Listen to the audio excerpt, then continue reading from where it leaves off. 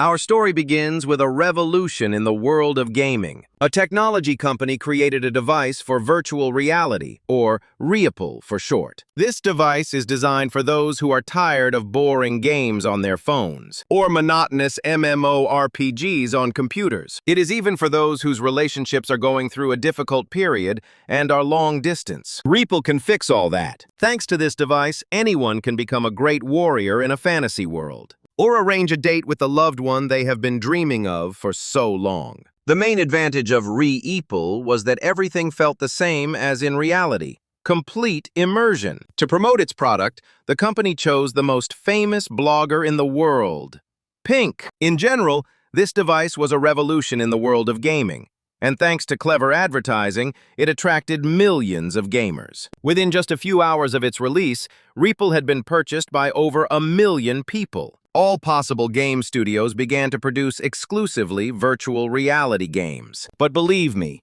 not everyone liked these changes. This guy's name is Eric. He's an ordinary Korean teenager who recently became a high school senior. In his eyes, the world has changed dramatically in the 2 years since the release of Ripple Generations, in which all people, regardless of gender and age, play this game. They even play it in cafes. And in this world, Eric is an outsider. Unlike all his peers, he has never played virtual reality games.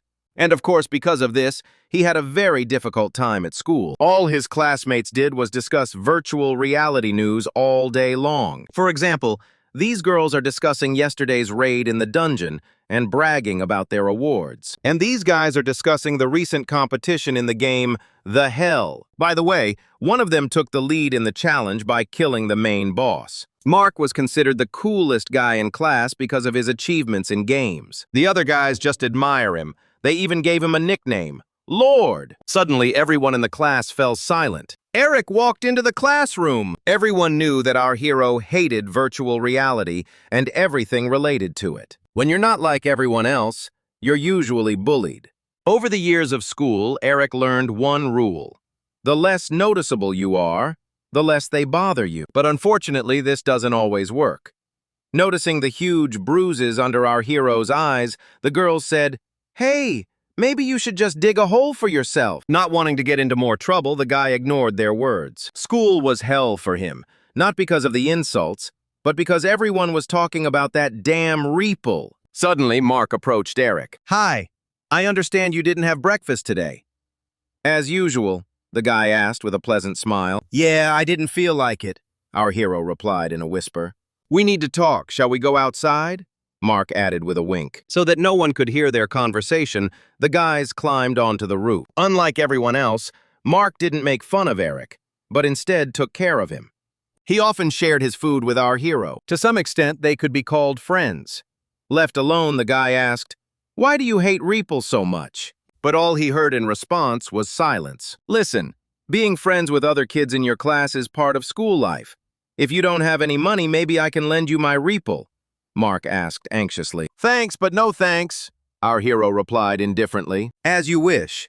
But here's some friendly advice. Clean yourself up, you look terrible. Since we're alone, maybe you could trust me just this once and play," Mark added, getting hit in the face with a paper package. "We've discussed this many times, and I talked about it at the beginning of high school." "No, I won't touch it," Eric replied in a scary and confident voice. That was the end of their conversation. After school, our hero returned to his empty and dirty apartment. Chip and instant noodle wrappers were scattered everywhere. Our hero was sincerely grateful to Mark for his concern. But despite this, he couldn't tell him the real reason why he hated Ripple. Even at home, Eric felt like a stranger. On YouTube, all the videos were about virtual reality games. The same was true of the news, as if all the maniacs and murderers had disappeared. Even cooking forums were filled with discussions about the new version of Ripple. Wherever Eric went, it was the same thing. But why did he hate all these games so much? You might think he doesn't have enough money. And in part that's true, but that's not the main reason. It's all about his past. Ripple took away his dream and his future. Let's go back 2 years before the advent of virtual reality games. Everyone in the world plays classic games on computers, consoles, and phones. In short, the world is as we know it. And among all the gamers, only one stood out. One frame. Let's go back even further into the past, to Eric's childhood. His parents were different from others. They praised him for his success in games. They supported him when he dreamed of pursuing this career. They believed in him even more than he believed in himself. His mom and dad became the driving force that made him work hard at it no matter what. However, everything changed when both parents died in a terrible accident. On that day, Eric became an orphan, and his whole world was destroyed. Despite this, even in such a difficult period, he did not stop playing. He did it not just because he loved games. When he held the joystick in his hands, it seemed that he was connected to his parents just as before, feeling their warmth and care. Psychologists would say that this was his way of dealing with his pain. Over time, the boy realized that gaming was his life. At the age of 12, he was already one of the strongest esports players. His talent was quickly noticed, and at the age of 13, he competed in the World Championship as part of the strongest esports team. Despite his young age, he was very good at strategy and had the best reaction speed. On that day, he won the title of Absolute World Champion. The stands literally erupted with cheers, shouting just one phrase, "One frame champion!" At that moment, it seemed that life had finally fallen into place and that a bright future awaited him. However, life is very treacherous and unpredictable. The day after the World Championship, the owner of their team announced the termination of all contracts and the end of the project. There were several reasons for this. First, the company sponsoring the competition changed its business direction. Second, all game development studios stopped developing games for consoles and computers and focused on virtual reality games. Just like that, in a matter of seconds, Eric lost everything he had been striving for many years. Suddenly, one of the team members shouted happily, "Maybe it's for the best. Console games aren't as popular anymore. Besides, we've already received an offer to become pro gamers at Reaple." Our hero just stood there and watched as the team they had worked together with disappeared. "Hey, Eric, where you going? Any team will take you," the guys asked cheerfully. But he just stood there trying to comprehend everything that was happening. He had devoted his entire life to gaming. In a moment of deep despair, the very anger that would consume him in the future awakened in the young man. He was sure that the popularity of console games would not decline, and he would still be the best. At one point, he felt a sharp pain in his chest. Unable to bear the pain, Eric fell to the floor and began to scream hysterically. This is the real reason for our hero's hatred of Reaple. And now we return to the present day. Classes had long since ended, but Eric was still at school, worrying about his friend. Mark asked if he was okay. "Everything's fine, I just had a bad dream," Eric replied. "Yeah, right, I'll walk you home," Mark added. "No, don't bother," our hero replied rudely. "I didn't ask you. I have something to discuss with you, so let's go together," the boy continued. Trying to figure out what Mark wanted from him, Eric ran out of the classroom after him. He accidentally bumped into the school's main bully, Anthony. Without paying any attention to it, our hero apologized and simply walked away. In general, it was a normal situation that happened and was forgotten, especially since Eric apologized. But Anthony is a real bastard. He beats people up just for looking at him funny or coughing loudly. In other words, he's a real lunatic, and you can be sure he won't let this situation go. Meanwhile, we move on to our hero's home. The first thing Mark noticed was the mess in the apartment. There was trash scattered everywhere and a thick layer of dust on the floor. "Eric, you need to clean up, then you'll feel better," Mark said excitedly. "Yeah, I'll get to it sometime. Now tell me, what brings you here?" Reaching into his backpack, the guy shouted happily, "I brought you a gift." "A gift?" Eric asked in surprise. "Yes, a gift. You may not like it, but you should think about it," Mark continued. Then he took out the gift and happily handed it to our hero. And what do you think it was? It was a brand new, latest model Reaple. At the sight of it, Eric froze like a statue, unable to believe that Mark had actually done it. When he came to his senses, he shouted angrily, "How many times have I told you I'm not going to play this game?" "I've heard that before, but are you really going to let one frame die just like that?" Mark asked. These words were like an electric shock to our hero. His friend found out that at the age of 13, Eric had become the champion of the game Manhwa, and that he was called a genius. But after ending his career as an esportsman, our hero carefully covered his tracks, so that no one in high school would find out about his past. In short, Mark offered Eric a chance to play his favorite game in exchange for keeping his secret. Suddenly, the guy said, "I know why you hate Reaple so much, but time is passing. Don't waste your talent." Looking closely, our hero realized that Mark was offering him to play the game that had broken up their team. Seeing the doubt in his friend's eyes, the guy added, "If you don't care about yourself, do it for me, at least once. I promise I won't ask you for anything else." 2 years ago, Eric promised himself he would never wear those damn glasses. But for Mark, who had been his only friend all this time, he decided to make an exception. The connection to the Reaple system was successful. The first thing to do, as in any game, was to create a character. Come up with a name, choose a class, and all that stuff. Finding himself in virtual reality for the first time, Eric understood why everyone was so fascinated by it. All his senses were exactly the same as in reality. He felt and saw everything around him. For a moment, he even felt happy. But that feeling quickly turned to anger. Suddenly, his attention was drawn to a bright game window. It was a regular game menu with settings, instructions, and various information. Since Eric had logged into the Reaple system for the first time, he had to complete training. He wanted to skip it, but completing the training was one of the conditions for changing his game name. So he had no choice but to agree. After the training began, the space he was in started to change. A cold concrete floor and bare walls appeared. A moment later, a sign appeared. "Welcome to PowerQuan." Now Eric felt like a small child who was about to discover the world.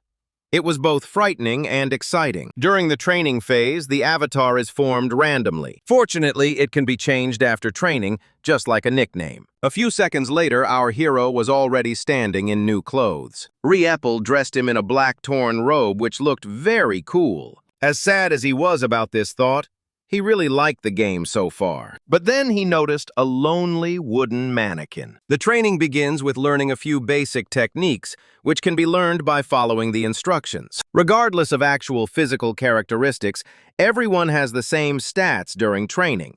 Thanks to his past gaming experience, Eric had a few moves in his arsenal. And luckily for him, they worked here. With his first strike, he destroyed the first mannequin, but another one appeared in its place, on which our hero decided to try his kicks. 10 mannequins later, the training on the mannequins was complete. The next and final step was to fight a real opponent. Eric still couldn't understand one thing. Yes, everything around him felt like the real world. But can you feel the fun when playing this? Of course, at that moment, he was speaking with a certain bias. A couple of minutes later, the Reaple system selected an opponent for our hero for the final test. After loading, a guy in a red jacket appeared. Seeing our hero, the stranger said, "I've been waiting for this for so long. Welcome to the training hall. Don't think I'll go easy on you just because you're a newbie. You're a pathetic noob," added the guy. Before starting the fight, the guy asked if this was a second account, and if our hero was actually a pro. Surprised by this question, Eric replied, "No, this is my only account." Noticing a game window behind the guy, our hero added, "What's that? Dude, did you just come out of a coma? This is a live broadcast. Right now, thousands of viewers will see me kick your ass," the stranger replied smugly. Holding back laughter, our hero added, "Oh, I see. Yes, that's how it is. Are you definitely a newbie? You're wearing pretty standard gear, right?" the guy asked apprehensively. The answer remained the same. But Erica was alarmed that he had been asked this question. Convinced that his opponent was indeed a newbie, the guy went on the attack. Before Eric could blink, the enemy's fist was already right in front of his face. Dodging, our hero shouted, "Up!" But he couldn't dodge the next blow, and Eric felt intense pain from the missed punch. Confused, he didn't know what to do, but his opponent took advantage of the situation and continued to attack. As a result, Eric was beaten like a real noob. Who even came up with the idea of pitting a professional against a novice in the same fight? Taking blow after blow, our hero tried to come up with a plan. And at that moment, it dawned on him that the combat system in Reaple was exactly the same as in Maofi, in which he was the champion. Physical settings are not only built into his body. That's why Eric was able to block the attacking combo just now. Realizing all this, our hero took action. Grabbing his opponent's wrist and twisting it with all his might, the guy managed to break free from the hold. Now that he understood how the combat system worked, he was going to win this fight. At that moment, the chat exploded with excitement. No one expected such a trick from a beginner. Analyzing what had just happened, the guy realized that Eric was superior to him in reaction speed, which meant he could easily block all of his previous attacks. Meanwhile, our hero just stood there and looked at his trembling hands. They were shaking not from fear or pain, but from the realization that he could become the best at this game. Suddenly, his opponent shouted, "Judging by the way you move, it seems that you are used to games of this type." Got it. I'll call this video, Teaching a Lesson to a Pro Who Pretended to be a Newbie. Since you're stronger than I thought, there's no point in holding back, the guy added with a sinister smile. Eric still didn't fully understand what was happening. Virtual reality was completely new to him, and now he was fighting a clearly strong player. In any case, if this duel was part of the training, our hero wanted to do it perfectly. Finally, for the first time in a long time, his former passion for the game awakened in him. But at that moment, the Reapel device ran out of power, and Eric was forcibly returned to reality. Waking up and seeing that he was lying in bed, the guy cried out in fear, "What the hell? When did I fall asleep?" Without thinking for a second, he jumped out of bed and ran to put the device on charge. And then he asked himself, "Did I have fun?" But these thoughts were quickly replaced by disappointment in himself. However, according to the live chat, he still won the battle. By the way, his opponent was a D-rank player with the nickname Feeder. He constantly competes with newbies from his second account, humiliating them, but today, in front of thousands of viewers, he lost to a dubious newbie. The recording of their battle shook the entire Re-APL community and forums. The video quickly went viral, and the next day everyone was talking about it, and Reapel users began to take an interest in the so-called user. Because of this incident, Eric showed his awesome talent and skill. One fine day, he will write a new story in the world of Reapel. But let's not rush things. The next day, Eric went to school as usual. As soon as he entered the classroom, Mark eagerly awaited even a word from him. A little embarrassed, our hero said, "I don't understand why you are so into these games. Come on, did you see the news about the newbie who beat a high-ranking player? They've even nicknamed him Berserk because of his distinctive clothing. Just think, a newbie managed to defeat Feeder, who is third on the leaderboard. They say that at the moment of victory, he flashed a terrifying smile. Everyone is talking about him," Mark said enthusiastically. But he has no idea that this amazing newcomer is his best friend. Soon, everyone will learn the true identity of this hero, thanks to the hunters. So Eric listened to his friend, then said, "Now I understand why I get so many messages in the game. They ask if I want to become a pro in some Fama or something like that. They offer to join and so on. You finally admitted it. Be careful, that's my advice to you. It's better to avoid a place called Fafa TV," Mark replied anxiously. Hearing this, a silent question appeared on our hero's face. Fafa TV is a closed club for high school students called Fighter Fight. Hooligans gather there and fight, sharing their ranks with each other via a streaming platform. They organize fights among participants with the help of illegal or semi-legal sponsors. And if you reach a certain rank, the sponsors on the platform pay out a huge cash prize. It sounds cool, of course, but it's all illegal. What's more, it's incredibly dangerous, as many members of this club are willing to kill their opponents in real life just to get the money. All this time, the guy's conversation was being eavesdropped on. This girl is the famous fighter Fafa TV and Hunter. Hunters track down players in real life. She had no doubt that Eric was the newbie who defeated Feeder. However, she was surprised at how different he was from his gaming avatar. The question remains, what will she do with this information?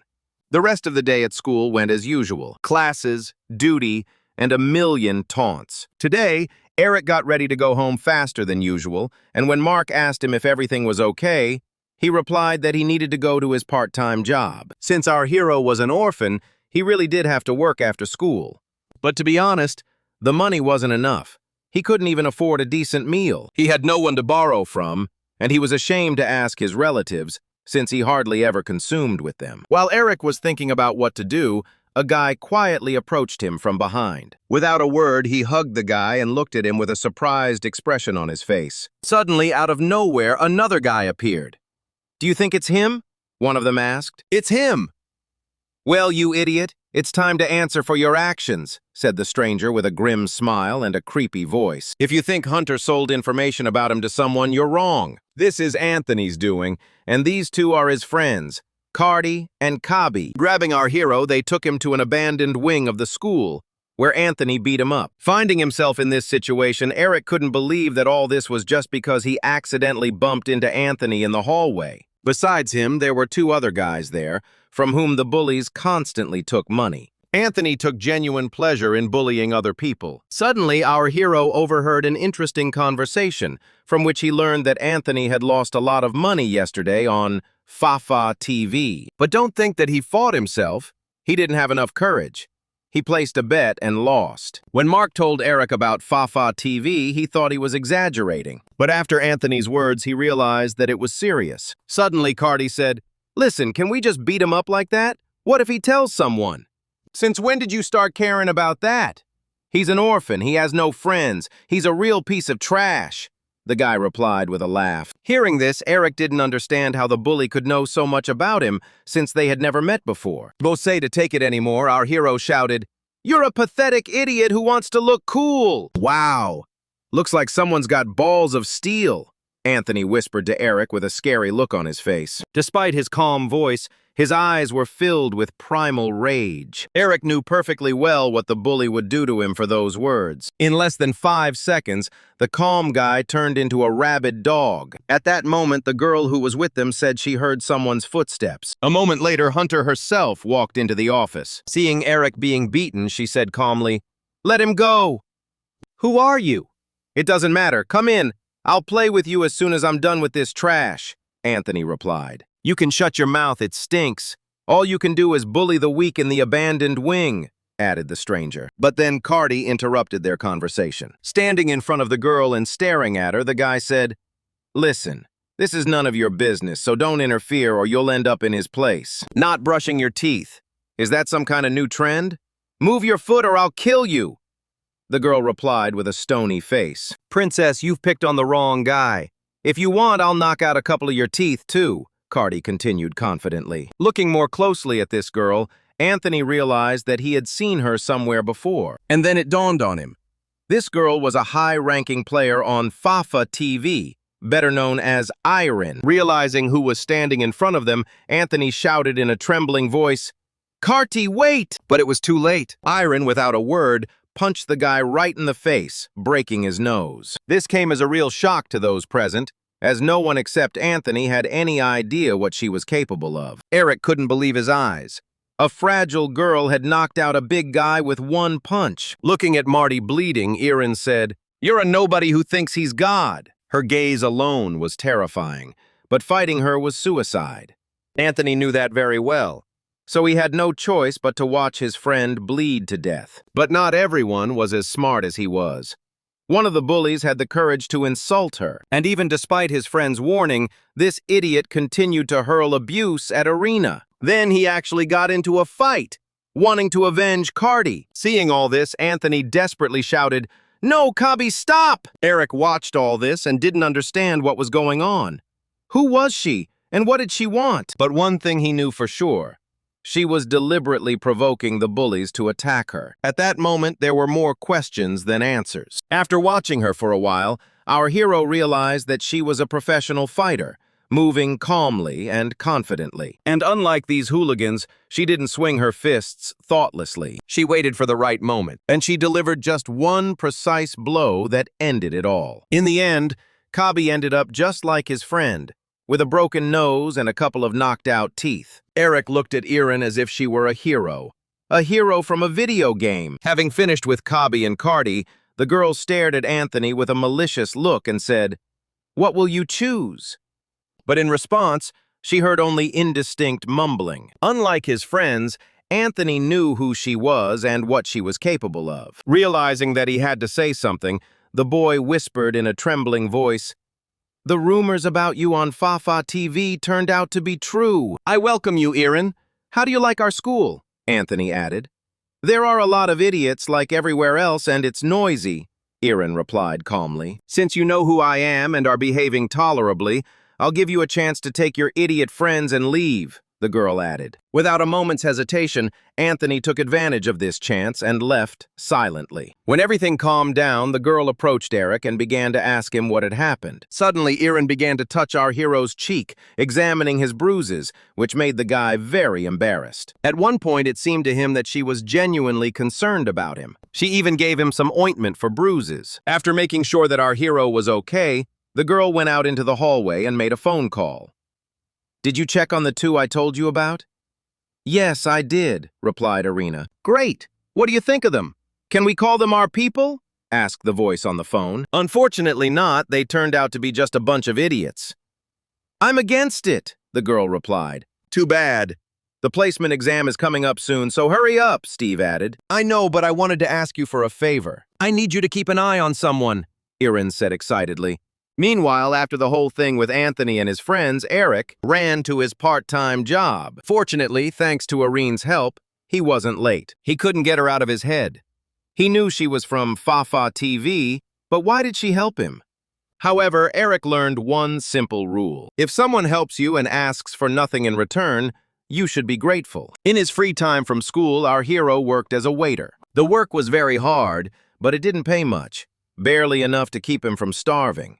But it was the only place he could get a job as a student. Suddenly, the manager approached Eric and said with a dissatisfied look that he was needed at table 20. As you might have guessed, he was treated the same way at work as he was at school. Approaching the table, our hero said in a trembling voice, "You called me." But in response, he heard only silence. Suddenly, the stranger turned his head sharply and stared intently into his eyes. A moment later, a creepy smile appeared on his face. This stranger looked scary, as if he is plotting something bad. Trying to understand what was going on, Eric began to question the guest. "Excuse me, did you not like the ramen or salad?" "Oh no, don't worry, everything is fine. I called you because I wanted to praise you," the guest said unexpectedly and happily. After that, our hero left with a very strange feeling. The guy heard Eric tell the manager that he thought the man was strange. What he heard caused a storm of emotions in the stranger. Then he grabbed his head in panic and whispered, "Damn, this is a complete failure." As you may have guessed, this guest was Eren's friend, Steve. After meeting our hero, the guy thought the girl had gone mad because she wanted to get him on Fafa TV. But then, in Eric's file, Steve saw something interesting and decided to check it out. Somehow, Eren found out that a few years ago, our hero was a famous esports player under the nickname One Frame. Imagine his surprise when he found an article about our hero, which said that he was a world champion in a variety of console games. The file was truly amazing, but Steve still had doubts about him, all because of his introverted nature and sickly appearance. He only had to look at Eric once to realize that he would not get involved in a fight. But Eren is never wrong in her choices, so the guy decided to watch our hero for a while longer to find out what was so special about him. In general, Eric's work shift was going as usual, calm and boring. But then two guys walked into the computer club, and our hero heard familiar voices. It was Kabi and Cardi. But what were they doing at the computer club? After all, like everyone else, they had long since switched to Reapel. Since they were guests, Eric turned around and politely said, "Welcome." But when he realized that it was indeed them, he froze in fear, afraid that the guys wanted revenge. Kabi and Cardi were also surprised to see our hero here, because they didn't know he worked at the computer club. Without thinking twice, they decided to take advantage of the situation and grabbed Eric. "Well, you idiot, here we are, and no one can help you here," Cabby whispered in a creepy voice, leaning over. Looking into the guy's crazed eyes, our hero had only one question in his head.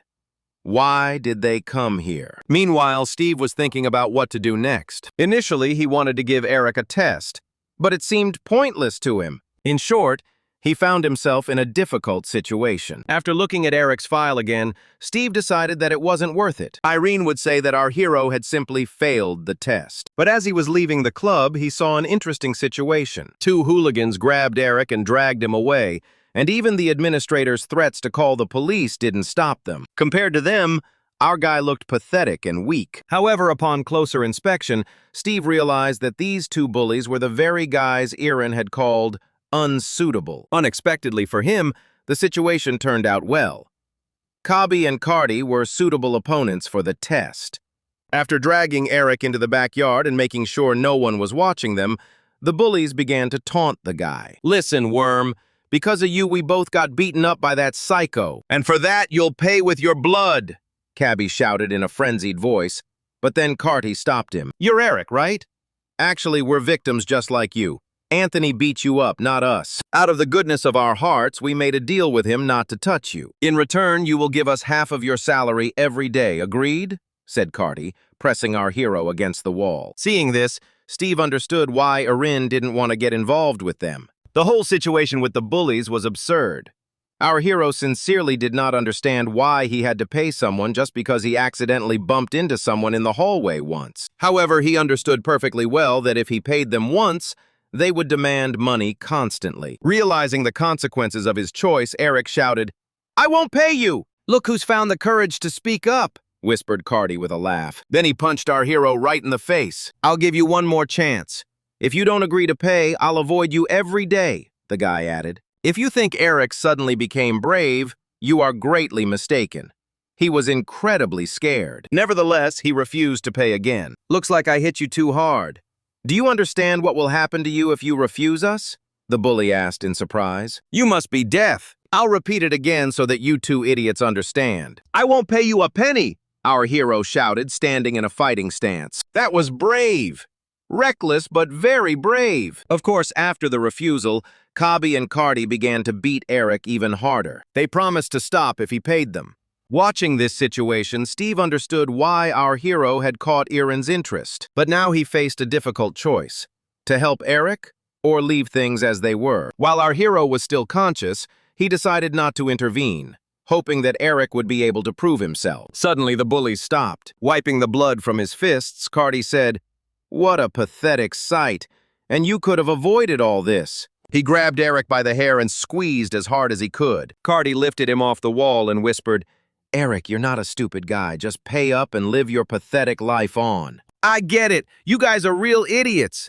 I said it twice and I'll say it again. No!" our hero replied, spitting blood. "You made your choice and you know the consequences," Carty shouted, kicking Eric in the head like a soccer ball. After kicking him a couple more times, the guy stopped and gave our hero 5 minutes to think. Suddenly, Cabby said, "Listen, man, why are you so attached to these pennies? Just give them back and that's it. You don't even know how to fight, and yet you have the nerve to resist. Understand, we'll make your life hell." "What did you just say? Make my life hell? Don't make me laugh. You're a couple of idiots who obviously hide in corners when no one is looking," Eric replied hoarsely as he got up from the floor. Meanwhile, Steve decided to call the police. He didn't want to get involved in the fight himself, but he couldn't leave Eric either. The guy had already accepted that Erin was wrong, and that our hero was not the person they were looking for. Suddenly, he heard loud laughter coming from the alley. Peeking around the corner, the guy saw Cabby pointing at Eric and shouting something indistinctly. The reason for their laughter was that our hero had assumed a fighting stance. Despite the enemy's absolute superiority, Eric was ready to fight. He had no intention of giving up his money. After laughing his fill, Carty began to take off his jacket. With a sinister smile on his face, the guy said, "You're such an idiot. Until now, I was just playing with you, but now I'm going to destroy you. I recommend you take sick leave." But even despite the threats, Eric did not back down. At that moment, Steve got through to the police, but immediately hung up. The most interesting part was about to begin, and he didn't want to interrupt it. Eric had never fought in his life, but his body still remembered the battle in Reapel. Besides, everything in the real world is much slower than in the game, so he hoped his reactions would be enough. But the bully's powerful hook quickly dispelled that illusion. Despite his lightning-fast reaction, our hero took blow after blow. He saw how Carty prepared for the blow and how he delivered it. But he couldn't do anything about it. Fear paralyzed his body and mind. Each blow caused Eric incredible pain. Nevertheless, he was not going to give up. On the contrary, his competitive spirit was awakened. He saw all of Carty's attacks, which meant he could dodge them. After missing a few blows, Eric began to adapt to his opponent. Carty's blows were becoming more and more predictable. Our hero just had to wait for the right moment to dodge. Having learned Carty's attacking combination, Eric was finally able to do it. This greatly surprised the bully because after so many missed blows, he was still standing. However, our hero still lacked agility.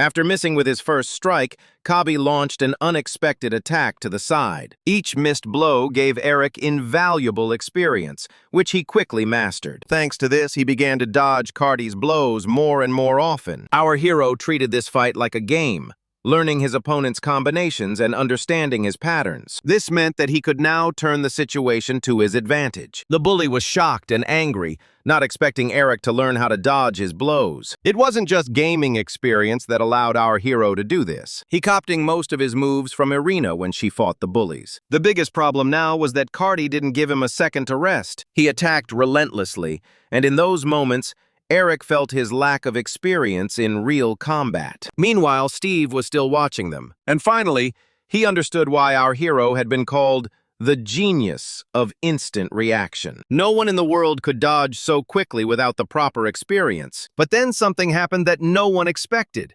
Eric was able to dodge and counterattack. Unfortunately, not everything went so well. Yes, the guy managed to land a blow, but Kabi simply blocked it with a block. Moreover, the force of his blow was incredibly weak. Seeing this, Steve slapped his face with his palm and started swearing. After our hero's unsuccessful counterattack, the bully grabbed his arm and started breaking his fingers. Then, with a crazy look in his eyes, he whispered, "You seem to have completely lost your fear." He pulled Eric with all his might. Cardi hit him with his knee with such force that the guy's vision went dark. And he wasn't going to stop there, so that our hero would feel the most intense pain of his life. But Eric didn't give in to panic and continued to do what he does best: dodge. But very soon there was nowhere left to retreat, and he was backed up against the wall. In a rage, Cardi began to attack even more fiercely than before, but his blows became reckless. This was a huge advantage for Eric, as it became much easier to dodge. But he couldn't dodge forever, as our hero quickly tired from the severe beatings. However, the progress he had made and his unwillingness to lie in his own pool of blood gave him the strength to continue. Realizing that he couldn't hurt Cardi with his blows, Eric decided to act more cunningly. He would continue to dodge until the bully got tired. Steve watched their fight with delight. But he did not expect that the skinny and sickly-looking boy would be able to do anything. However, he didn't understand one thing: why our hero wasn't hitting back. Knowing that Eric was good at strategy, he decided to just watch, expecting nothing. Eric looked pitiful now, but Steve saw potential in him, just like Irin did.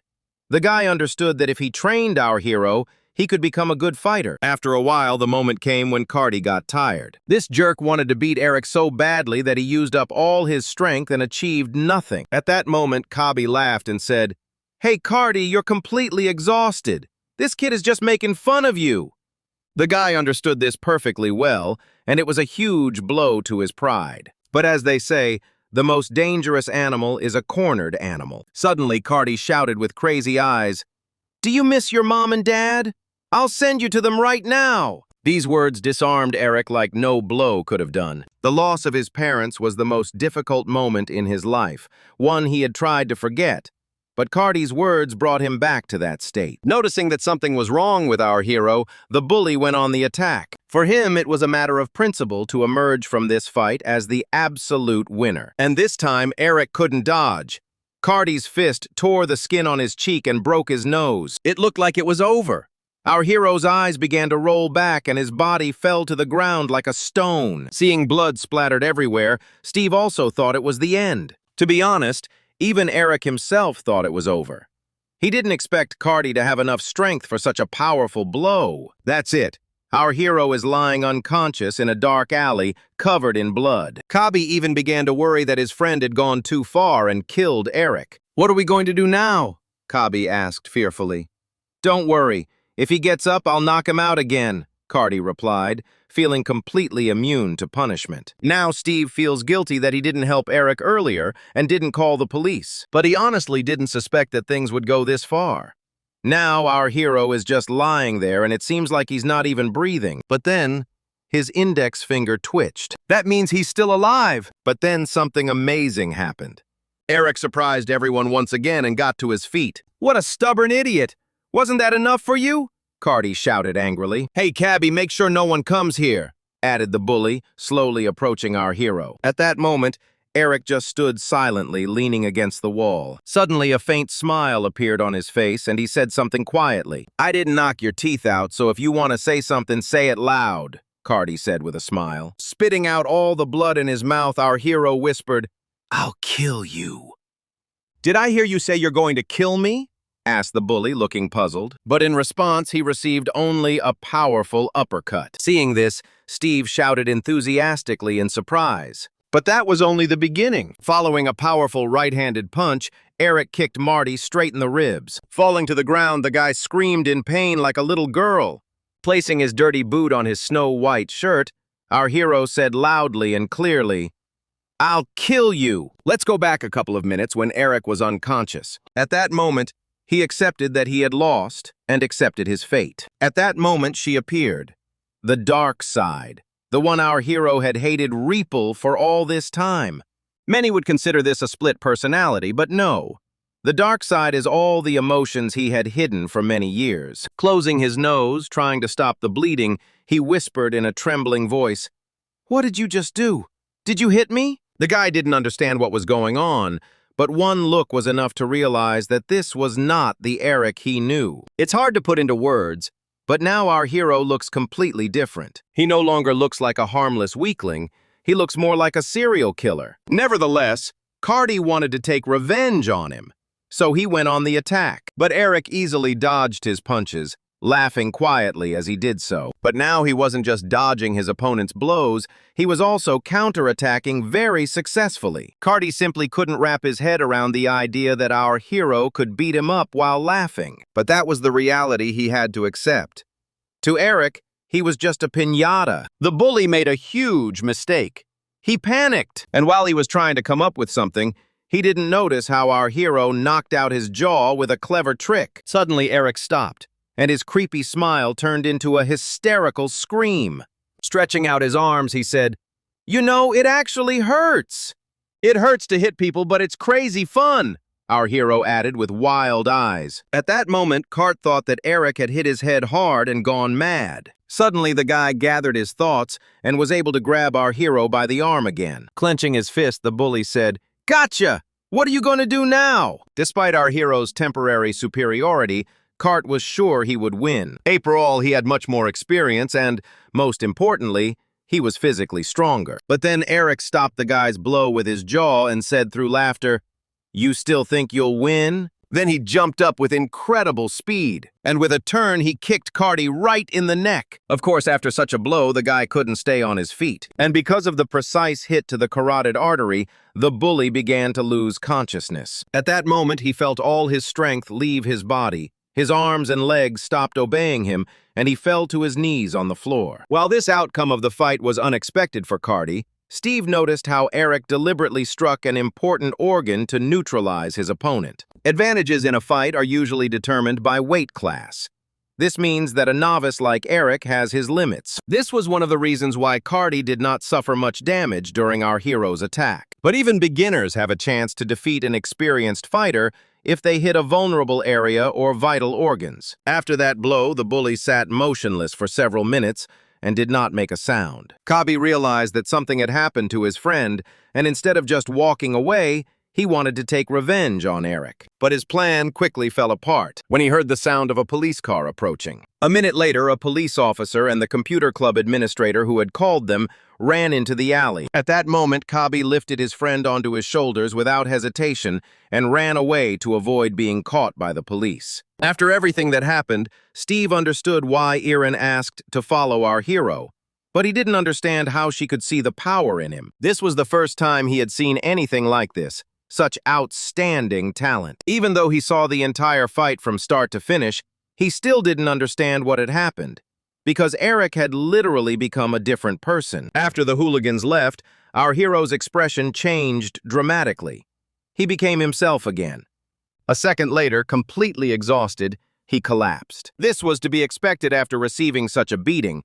It was surprising that he was able to get back on his feet after that blow. Coming closer, Steve began to reflect on what he had seen and try to find answers to his questions. Looking at our hero's mutilated body, the guy whispered, "Even if we urgently need participants, this is too much." It never occurred to me to take on a newbie about whom we had no information, and I certainly didn't expect to see such calm judgment from him in an emergency situation. In addition, he knows how to think with his head, and all his attacks are accurate and logical. He has quick reactions, befitting an e-sportsman named One Frame. As always, Irina found uncut diamonds with value and high potential. But still, what was that? For now, it bothers me a lot. But on the other hand, if you want to get a good gem, you have to take a risk. Anyway, Eric, congratulations. You passed the test, Steve added, throwing a piece of paper at our hero's body. This piece of paper is just a test evaluation sheet. As he left, Steve whispered, "Take it easy and I'll contact you later.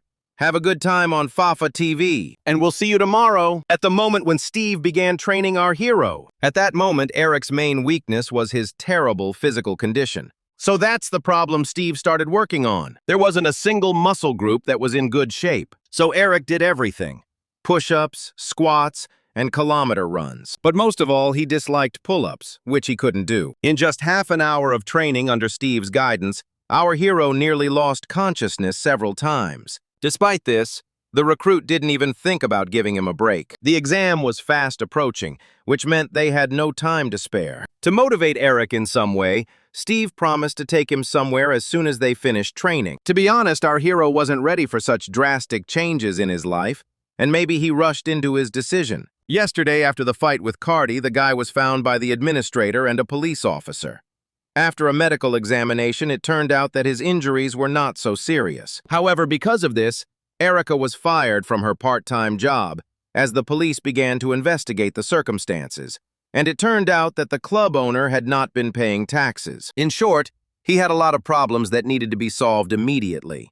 On his way home, he ran into Steve. Steve had been waiting for him at the club exit the whole time to talk. Without thinking twice, the guy offered our hero to join Fafa TV. But before Eric could give any answer, Steve explained everything in detail. Not about Fafa TV, but about a game called Coliseum, a bunch of hooligans fighting to take over neighborhoods. During a situation when, due to a chaotic ranking system, areas of lawlessness had formed. The only way to determine each person's skills was created. One-on-one combat in Reapel, which is used to determine ranks, the so-called Coliseum. However, this turned into a regular game that assigned ranks, and becoming a place for dogfights, a single game path called Fafa TV emerged. That evening, Steve admitted that he was looking for someone to fight, and that he had seen Eric's fight and was interested in him. Our hero was curious to learn the history of the creation of the fighting club. But he declined the stranger's offer, saying that he was not interested in fighting. Steve was persistent. Smiling, he said, "The choice is yours, of course, but I saw that you liked fighting, didn't you, One Frame?" Hearing this, Eric was frightened. He didn't understand how a man he had only met twice in his life knew so much about him. While our hero said nothing, Steve continued, "I know you don't like Reapel, but this is completely different. Even though you've only had one fight behind you, from which you emerged victorious, didn't you feel what it was like? Ways to win." Sighing heavily, our hero whispered, "It was my first fight, and I don't understand what you want from me." Feeling that the conversation was not going well, Steve interrupted Eric. "Before you give your final answer, I wanted to say that we give a monthly allowance and dividends from victory." He then went on to say that this money would be much more than the guy could earn from a part-time job. But that wasn't necessary anymore, Eric agreed. He lost his job and was ready to take on anything just to earn money. That's how they met. And now Steve is squeezing every last drop out of our hero. By the way, our hero ran today's 3-kilometer marathon in 12 minutes and 57 seconds. To be honest, it was a terrible result and spoke to his poor endurance. By the way, I think now is the time to get to know Steve a little better. He is 20 years old and is a master of the Coliseum clan called Linderdog. And even despite the terrible results of the race, Eric was pleased with himself. After all, he had never done anything like this before. Suddenly, our hero said, "Mr. Hibby, can I ask you something?" "First of all, just call me Steve. And you can ask me anything," replied the guy. Eric was interested in Fafa TV. To be more precise, are gaming clans somehow connected to hooligans? He received a negative answer. After thinking for a moment, he asked another question. "Then what's the point of having a clan?" Smiling, Steve replied, You're a smart kid. It works like this. Fafa TV runs the game Coliseum. It imposes fees on outsiders. The main profit comes from entrance fees, views, bets, monthly subscriptions, and commissions. Now I understand if I become their esports player, they'll pay me for it. Our hero whispered thoughtfully. No, players have something else. Steve interrupted loudly. It's not possible to simply register as an esports player by just joining. To become part of the Coliseum, you have to pay the fees and pass a game code test. To reach the basic rank, you need to contribute over 500,000 won. Upon learning about this fee, Eric had a question. Where would ordinary school children get that kind of money? Seeing that our hero was confused, Steve said with a smile, "That's what people like me are for.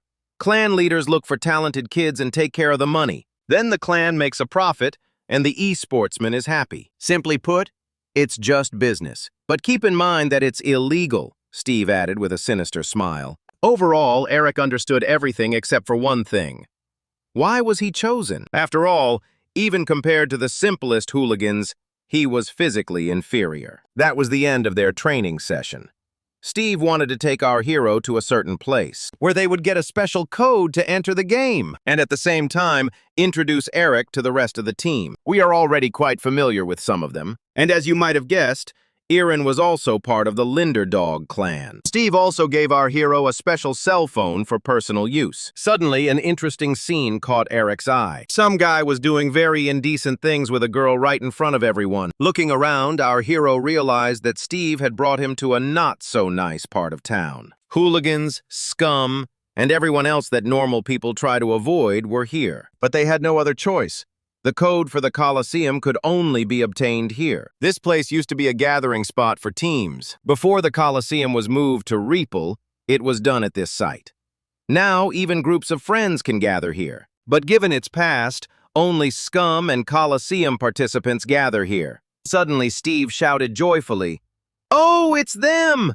We're here, Irin!" Hearing that name, Eric couldn't believe his ears. It was Irin, the one who saved him from Anthony. Seeing our heroes, the two guys shouted without hesitation, "Irene, have you completely lost your mind? The one in the cap is still normal, but the other one looks like a corpse." But our hero paid no attention to their words. He still couldn't believe what was happening. However, when he saw the girl, a picture began to form in his head of everything that had happened to him over the past few days. Meet Irin Adler, member of the Linderdog clan, D-rank fighter, and deputy clan leader. All this time, as Eric and Steve approached, the guys continued to mock our hero. Suddenly, Irin said, "You took a long time, brother." Hearing this, the expression on the guys' faces changed dramatically. They ran up to Steve and began to sarcastically apologize for their words and look at Eric more closely. Suddenly, one of them said, "Hey kid, are you from the clan too?" A little embarrassed, our hero replied, "Yes, I recently joined." Immediately after these words, the stranger laughed out loud, his laughter audible even at the other end of the street. His partner did the same, which embarrassed Irin a little. "Steve, I knew that the clan was not going through the best of times, but to take him on as a team member? That's a good one."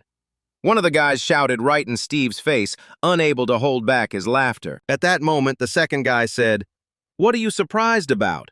It doesn't matter who he takes on the team, because he has his beloved little sister, who is ranked D," the guy added, hugging the girl. Of course, Irina didn't like this attitude. Without thinking twice, she grabbed one of the guys by the arm and broke a couple of his fingers. Then she whispered in a dark voice, "I don't care about your mockery or sarcastic comments, but touch me again and I'll break more than just your fingers." Irina may not look scary, but she's not to be trifled with. So the guys didn't think twice, turned around and left. But before leaving, one of them said, "The coder isn't here today, so it's better to just leave." Instead of beating them up, the guy just thanked them for the information. Left alone, Steve jokingly said, "The slums haven't changed at all.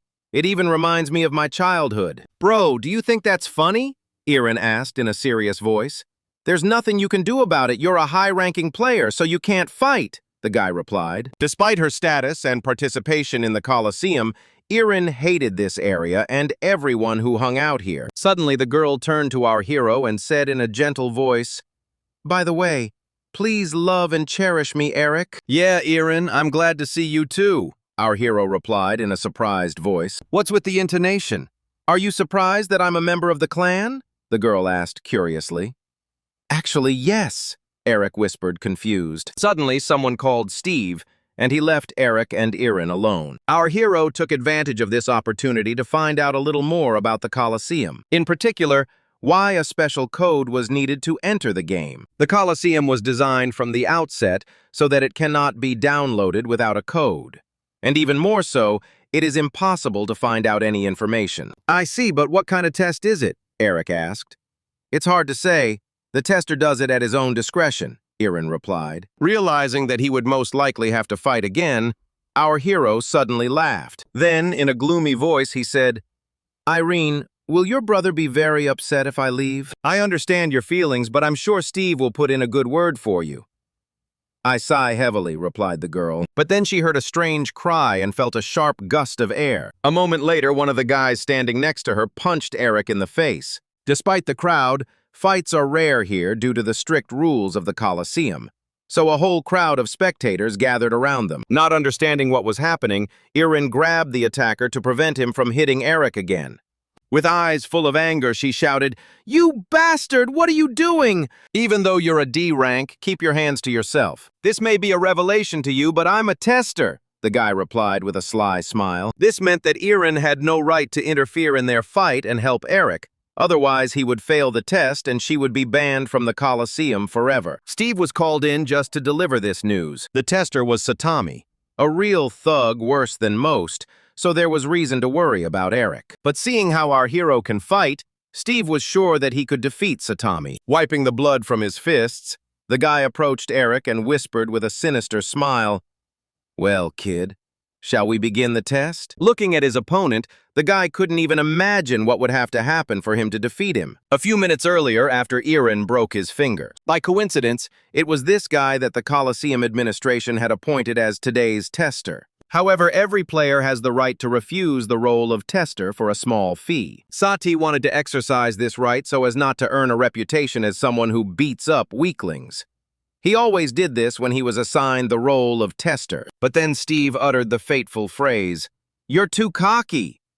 I know he looks like a walking corpse, but that's his combat camouflage. I'm sure you're no match for him. And after those words, Satami, of course, couldn't resist and accepted his role as tester. In short, Steve is responsible for what is about to happen. Knowing her brother well enough, Irin understood at a glance that this was his doing. Noticing his sister's contemptuous look, Steve said with a smile, You better watch him, or you'll miss an interesting spectacle. At the same time, news of the fight quickly spread throughout the neighborhood. A girl named Foxy also heard about it.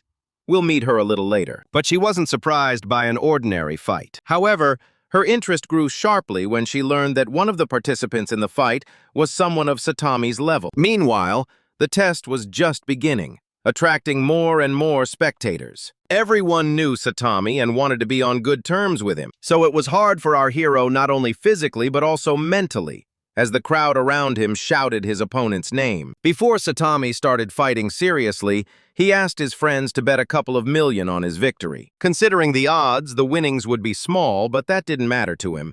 He wanted to show his superiority. Meanwhile, Eric got up and took a fighting stance, frantically trying to come up with some kind of plan. Noticing our hero's confused look, Satomi took advantage of the moment to attack. Compared to Karti, Satami moved much faster, and all his blows felt much heavier. But Eric had also learned a thing or two.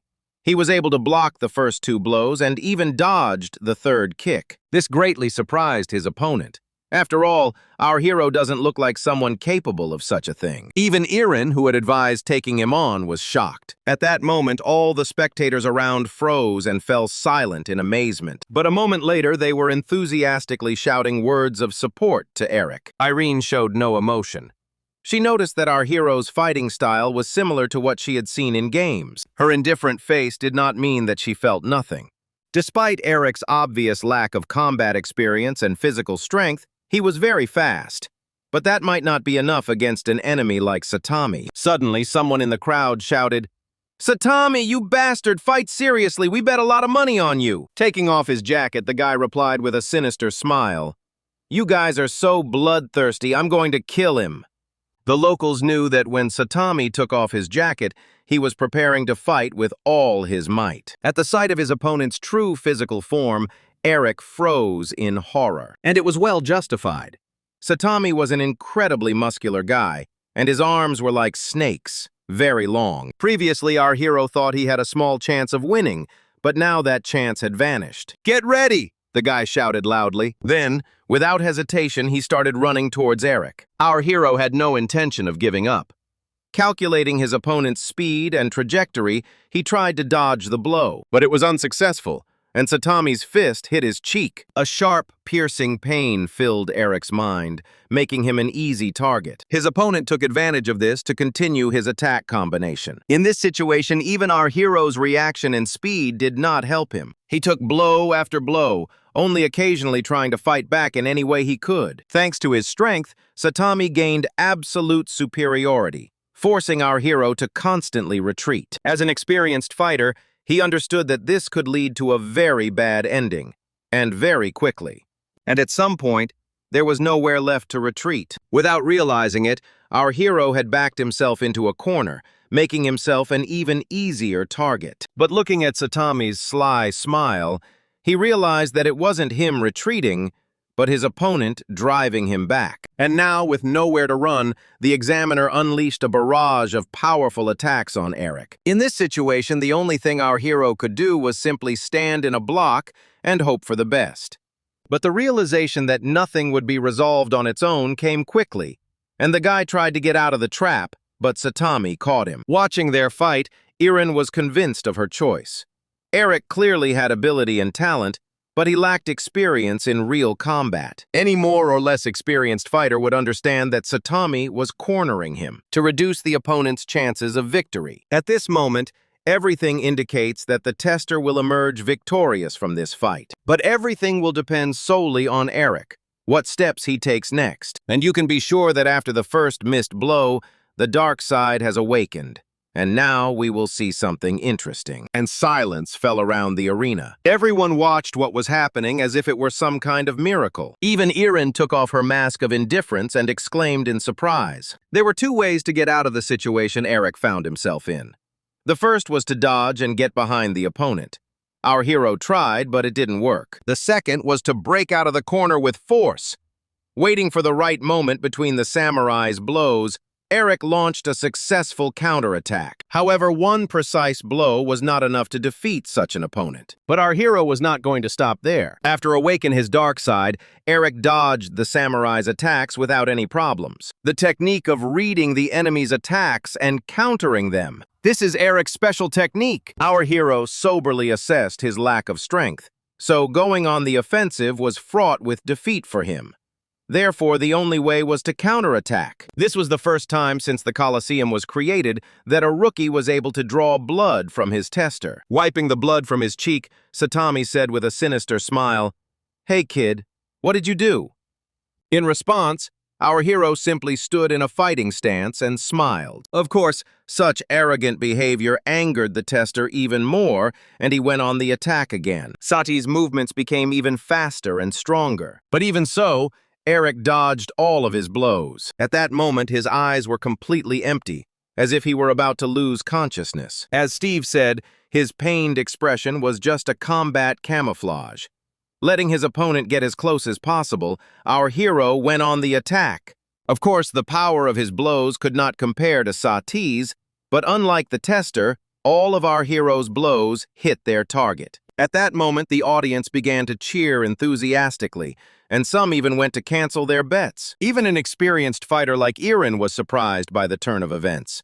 She saw potential in Eric, but didn't think it would unfold so quickly. After a successful combination of attacks, our hero stopped. Sati took advantage of this moment with great pleasure to try to strike a blow. But the guy made one mistake and all his blows missed. Unlike when he cornered Eric, he was now attacking with strong, sweeping movements. Because of this, each strike took him longer to execute, making it easier for our hero to dodge. Sati's long arms could have been a huge problem, but Eric turned them to his advantage. After missing several more blows, the tester shouted, "Enough games, it's time to fight!" He then delivered a quick, powerful, and unexpected kick, breaking a couple of our hero's ribs. Due to his injuries, the guy started coughing up blood. But Satami didn't even think about stopping.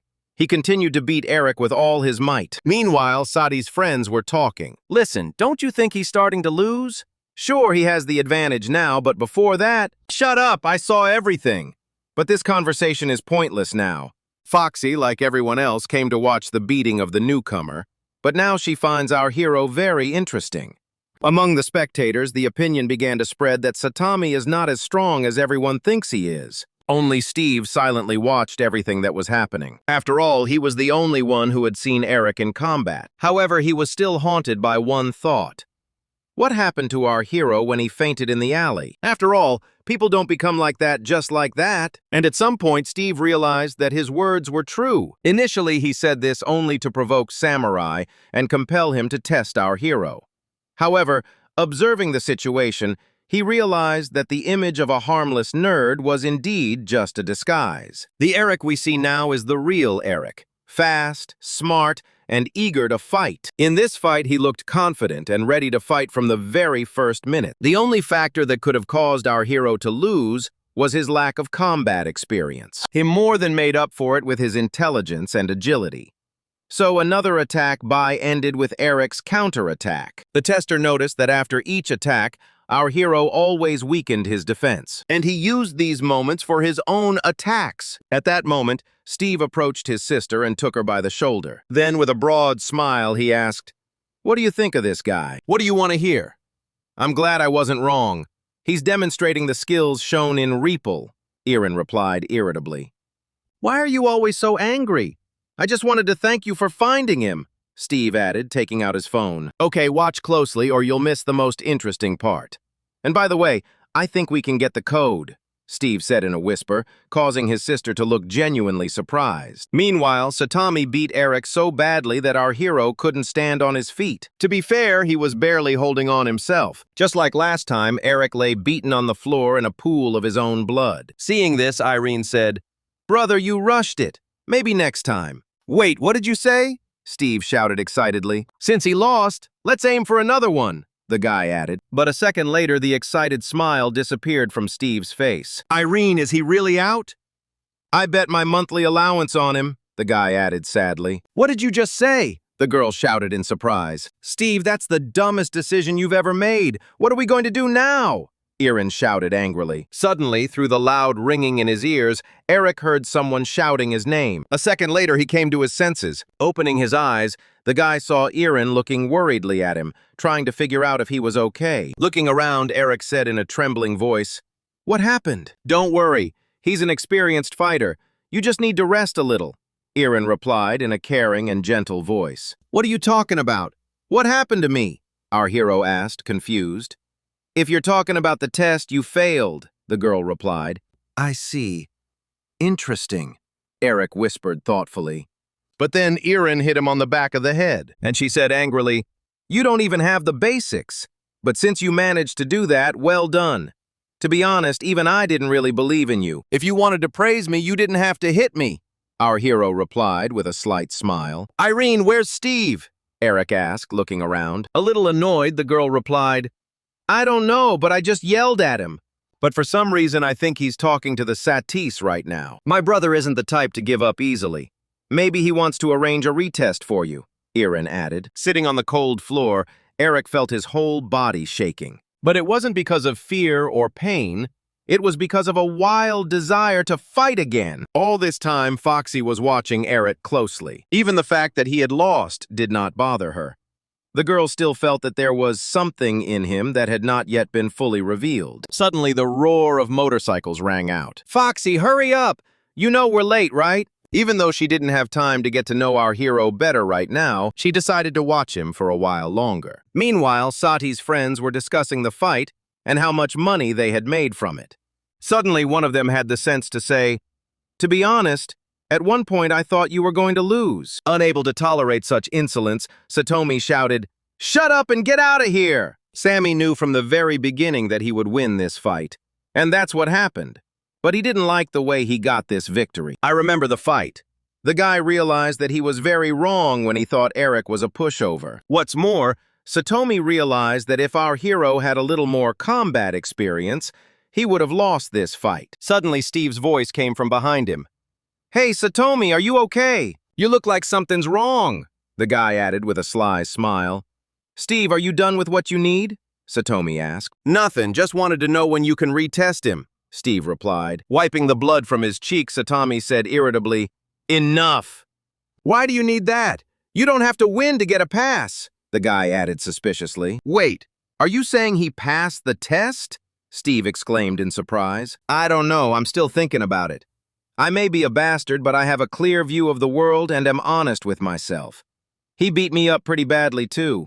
I didn't even get to taste victory," Samadhi said thoughtfully. Steve sensed that the tester was having doubts. Then he took out his phone and showed Satomi something that could work in Eric's favor. It was a recording of Eric from a test battle in Reapel when he defeated Feeder. "You see, that stranger everyone was looking for is my baby," Steve whispered with a sly smile. "I know it's hard to believe, but take a closer look at his movements and remember your fight." As much as Satan wanted it to be a lie, the facts were undeniable. It was him. During the fight with our hero, the tester also noticed something very strange. At the moment when Eric read the movement and went on the counterattack, he had such a terrifying look on his face, as if he was ready to tear Satan to pieces and send him straight to hell. Fortunately for him, E overreached and didn't manage to land a proper blow. No one understood what had happened, so everyone thought that Satomi had knocked him out and declared him the winner. Although he won formally, if Eric had been able to deliver the final blow, the Satans would not have had a chance. Therefore, the tester approved our hero to participate in the Coliseum. Everything happened as planned, but Steve had one more small request for the guy. He wanted Satomi to keep the code and all information about Eric secret for a while. And we fast forward a few hours to the outskirts of the city, to an abandoned warehouse. This space is usually used by a small construction company to store unnecessary building materials. Today, this remote place will become a little more interesting. Some students from different schools received the same message. "I'll be waiting for you at the abandoned warehouse on the outskirts of town. Date and time." Kabi and Anthony, whom we already know well, received the same message. As soon as the guys went inside, a shout came from the darkness. "Can you keep it down? I'm a little busy here with Renya-chan," added the voice from the darkness. The hooligans knew this voice well, so Anthony shouted, "Otaku! Did you call us here?" "Who told you I'm Otaku, curly-haired boy?" replied the stranger. At that moment, a huge guy with glasses and a doll in his hands emerged from the darkness. "Guys, my name is Jasimi, and I'm from Suam High School. I assume you also received a mysterious message," asked Jasimi. "I don't care who you are, I'm going to beat the crap out of you anyway," Anthony shouted, clenching his fists. Of course, after those words, a fight was inevitable. Before we continue, I want you to know that Anthony is about 185 centimeters tall and weighs 90 kilograms. And yet, compared to Jasimi, he looked like a small fry. "God, you're so fat. I'm afraid that after I knock you out, there will be an earthquake," Anthony said through laughter. "Are you all so funny at the Poramsan school?" I replied to Jasimi with a smile. At that moment, a few more guys entered the warehouse, and Kabi realizes that the mysterious message was just a trap, but something still didn't add up in his head. Their school had never had any problems with Suam's school, so why did they drive them here? Realizing that something was wrong, Kabi whispered, "Anthony, I think we'd better just leave now." "To hell with you and your doll!" Anthony suddenly shouted, snatching the Jasimi doll. It was a rare figure from the game and very fragile, so its head broke when it fell. In this way, the boy wanted to provoke Jasimi into a fight. But why? Honestly, it doesn't matter. After what happened to his doll, Jasimi literally went crazy. Anthony achieved his goal, and they simultaneously delivered a powerful right-handed blow to each other. Meanwhile, outside, 3 more people arrived. They were all dressed in the same uniform of a well-known team, and it was they who sent the text message to all the hooligans waiting inside. Meanwhile, the point between Anthony and Jasimi was in full swing. The guys underestimated each other and were fighting on almost equal terms. But then the walls of the damp hangar were filled with loud applause. "Guys, that's enough! Keep going and I'll finish you off myself!" A gentle female voice rang out. Turning around, the hooligans saw 3 people wearing masks. "Now that you've calmed down, it's time to talk. We've gathered unranked players from Swam and Purumsan high schools. And to be honest, I really like you guys. You fight like girls, added the girl in the mask. Not understanding what was going on, the hooligans began shouting questions one after another. Who are you? Why are we here? But they didn't hear a single answer. Instead, the strangers went inside, looking closely at everyone present. Suddenly, Kabi whispered, Carte, I think I know who they are. Look at their jackets. They're definitely from San Migo High School. And their logo on the back. They're definitely from the Coliseum clan, the Black Mamba. There was no reason to doubt his friend's guess, and that made Anthony even more scared. It took the rest of the guys a little longer, but they didn't quite figure out who had called them here. And then, the tense silence was broken by a single, loud laugh. After that, one of the guys said loudly, They say the Black Mamba are real idiots. Funny, I've heard that rumor too, replied the girl in the black jacket. I don't care what you heard, I'm not going to listen to some girl, added the guy. After that, quite predictably, he got what he deserved. The girl damaged his respiratory tract with one precise blow to the neck, and her strength was enough to knock a guy twice her size to the floor. As you may have guessed, this mysterious masked stranger is Foxy.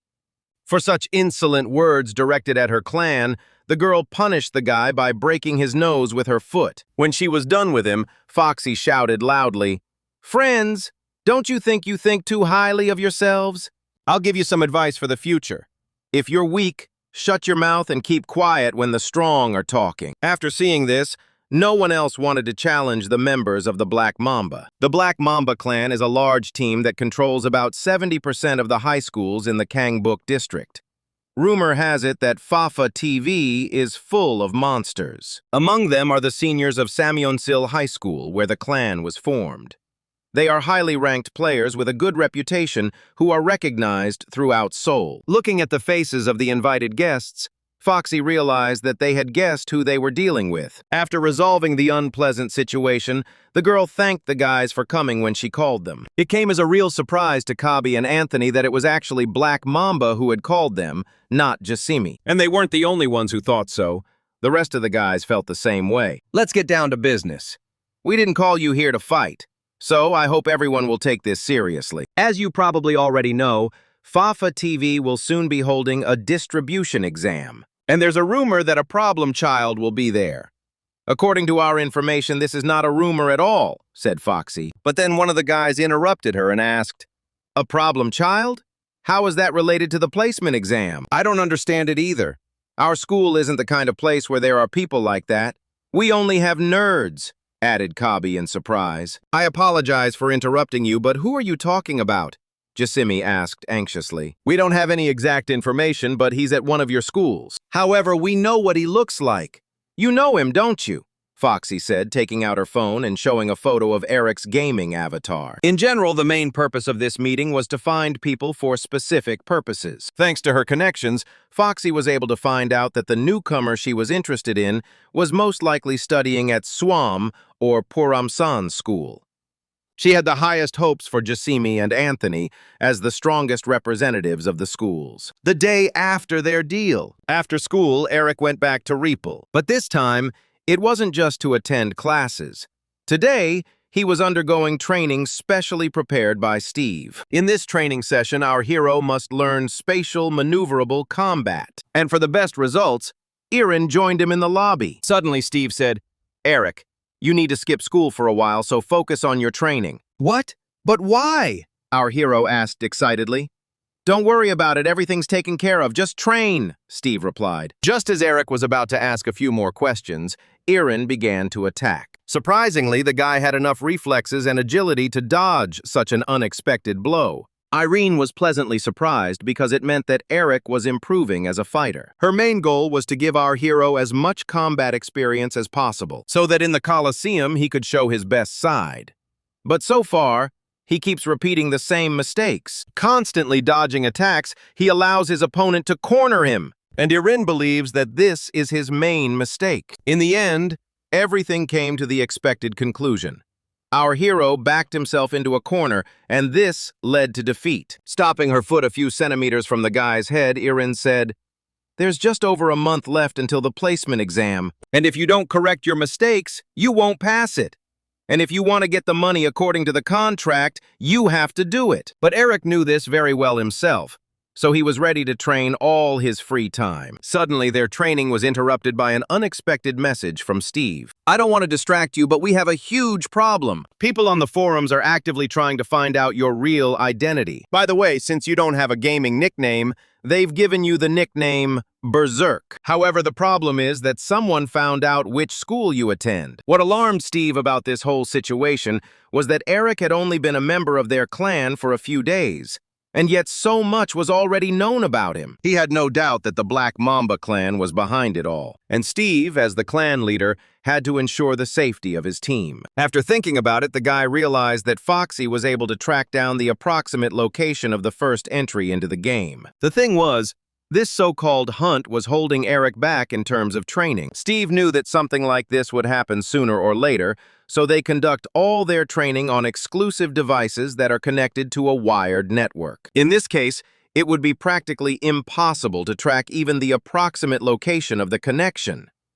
To improve his combat experience, Eric undergoes hand-to-hand combat training. He studies various game cards and how they can be used. And in the real world, he is constantly building up his physical strength and endurance. To be honest, the schedule is incredibly tight, and not everyone can withstand such training. But Steve saw potential in Eric and knew that in a month they could turn him into an above-average fighter. All this is only a small part of Steve's grand plan. With the help of Eric and Erin, he wanted to take over Fafa TV, all for the sake of revenge on a guy named Tavan. The next morning at school, every morning began with the homeroom teacher checking attendance, and today was no exception. When it was our hero's turn, the class was silent. When the teacher asked where Eric was, his classmates said that he was sick or had gone crab fishing to earn money. But no one knew the real reason for our hero's absence. Even Mark, his best friend, didn't know why Eric was skipping school. The guy just hoped that his friend was okay and that he hadn't gotten into any trouble. Meanwhile, Anthony and Cabby were thinking about Foxy's words. Although the girl had not presented any evidence that Berserk attended their school, they had no reason not to believe her. Besides, the bullies' task was not only to find out Berserk's true identity, but also to eliminate him before the placement exam. Foxy promised a place in the Black Mamba clan to whoever successfully completed this task. Anthony and Cabby came up with a plan to find the person they were looking for. They were going to find the Berserker in the game and get all the information out of him. But they weren't the only ones who had thought of this. The other guys were also going to find him in Reapel. Meanwhile, the first rank of Fafa TV, the placement exam, begins. Today is an important day for the clan, and especially for Eric. Today is the day he will enter the Coliseum for the first time. Thanks to Steve finding out that they were looking for him, Eric knew that a real bloodbath awaited him. Nevertheless, he couldn't wait to do it. Before connecting, our hero remembered Mark's words and his warning. However, after everything he had done and all the training, Eric couldn't just give up. During his training, our hero realized that for the past 2 years, he had been justifying himself with his past. This was because of his fear that he was incapable of anything but games. However, people appeared, friends, who accept him for who he is. For their sake and for himself, Eric cast aside his past as one frame. Now he is a completely different person, strong and confident. Now he is Berserk. Approaching our hero, Steve said, "The main thing is not to get nervous, but I'll tell you right now, there will be many who will specifically target you.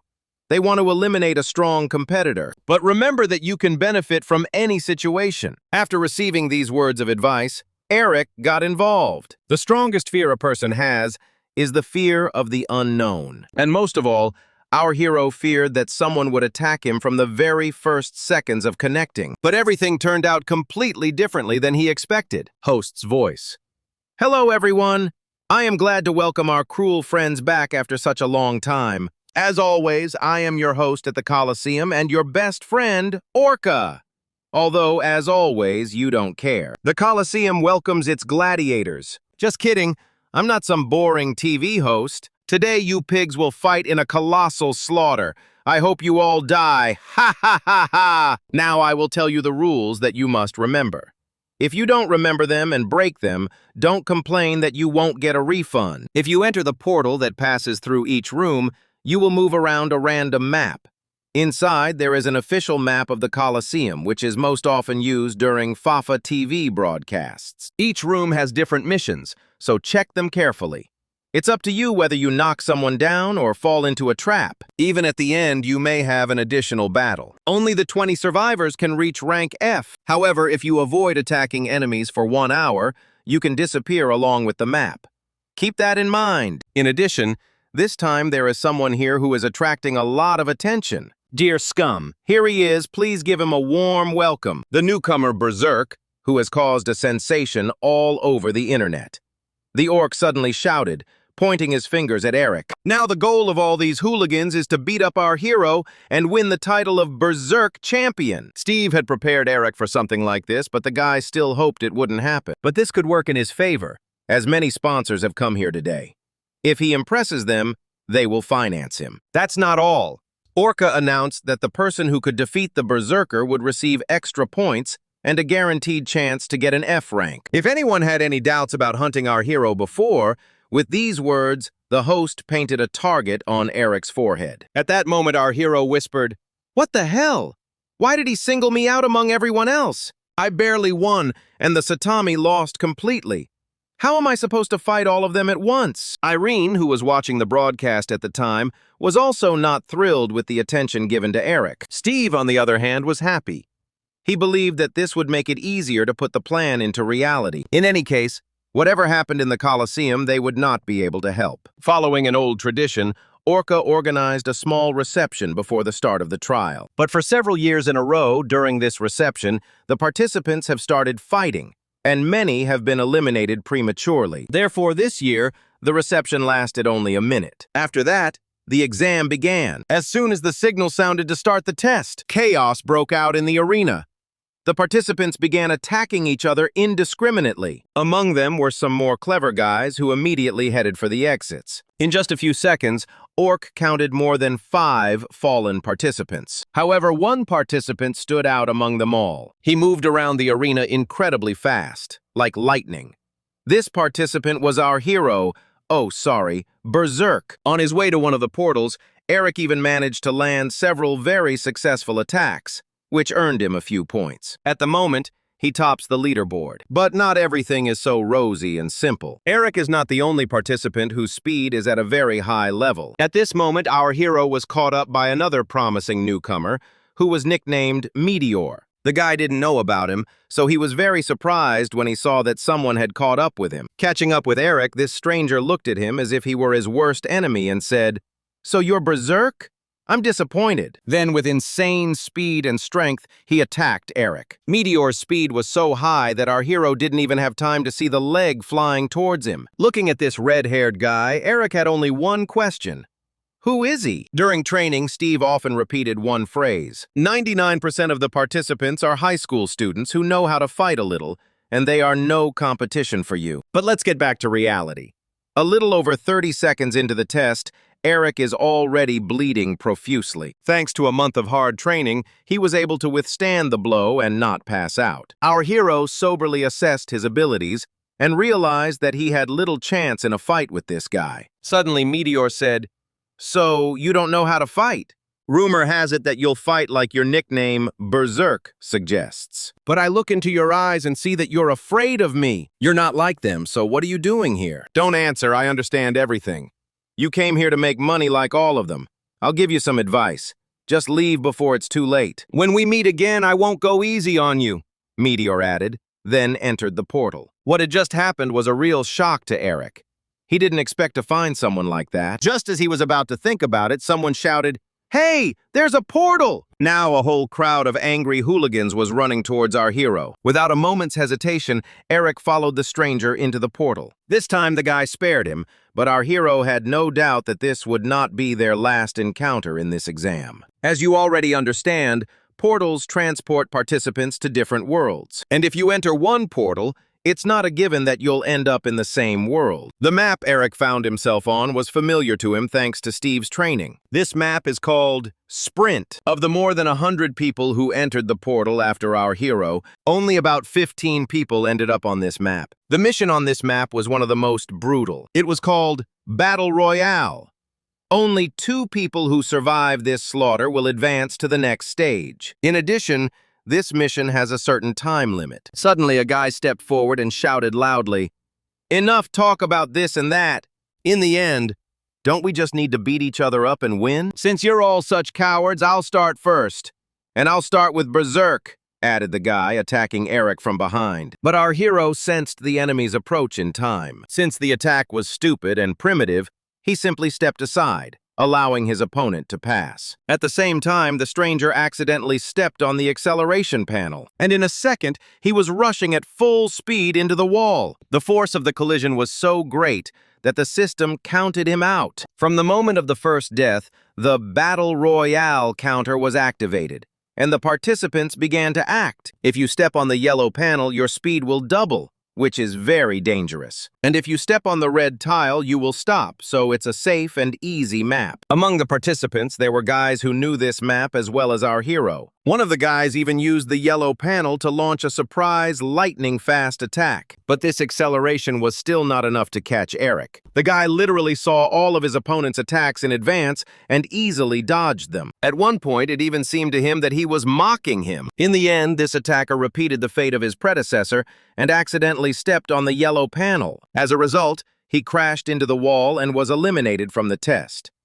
Eric found it strange that 2 guys made the same mistake. But that wasn't the end of it. After the failure of the 2 guys, a third attacked our hero. After training with Steve and Irin and battling the Satans, these guys seemed harmless to him because they swung their fists without thinking. And in this, Steve had a huge advantage.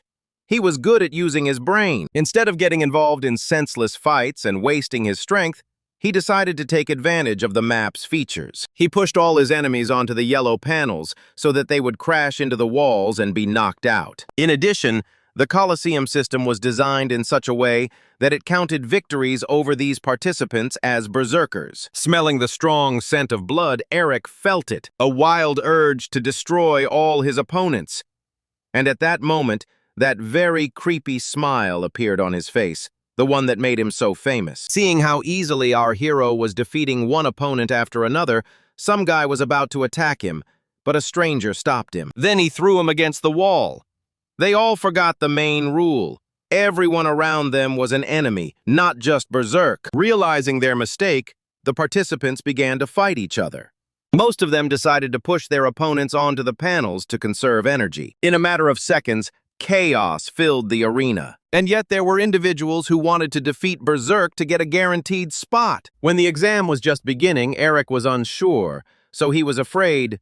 But now he has no thoughts of losing. The Berserker threw one participant after another out, thus confidently taking the lead. Even the host Orc, who drew everyone's attention to our hero, did not expect this. But that made it even more interesting.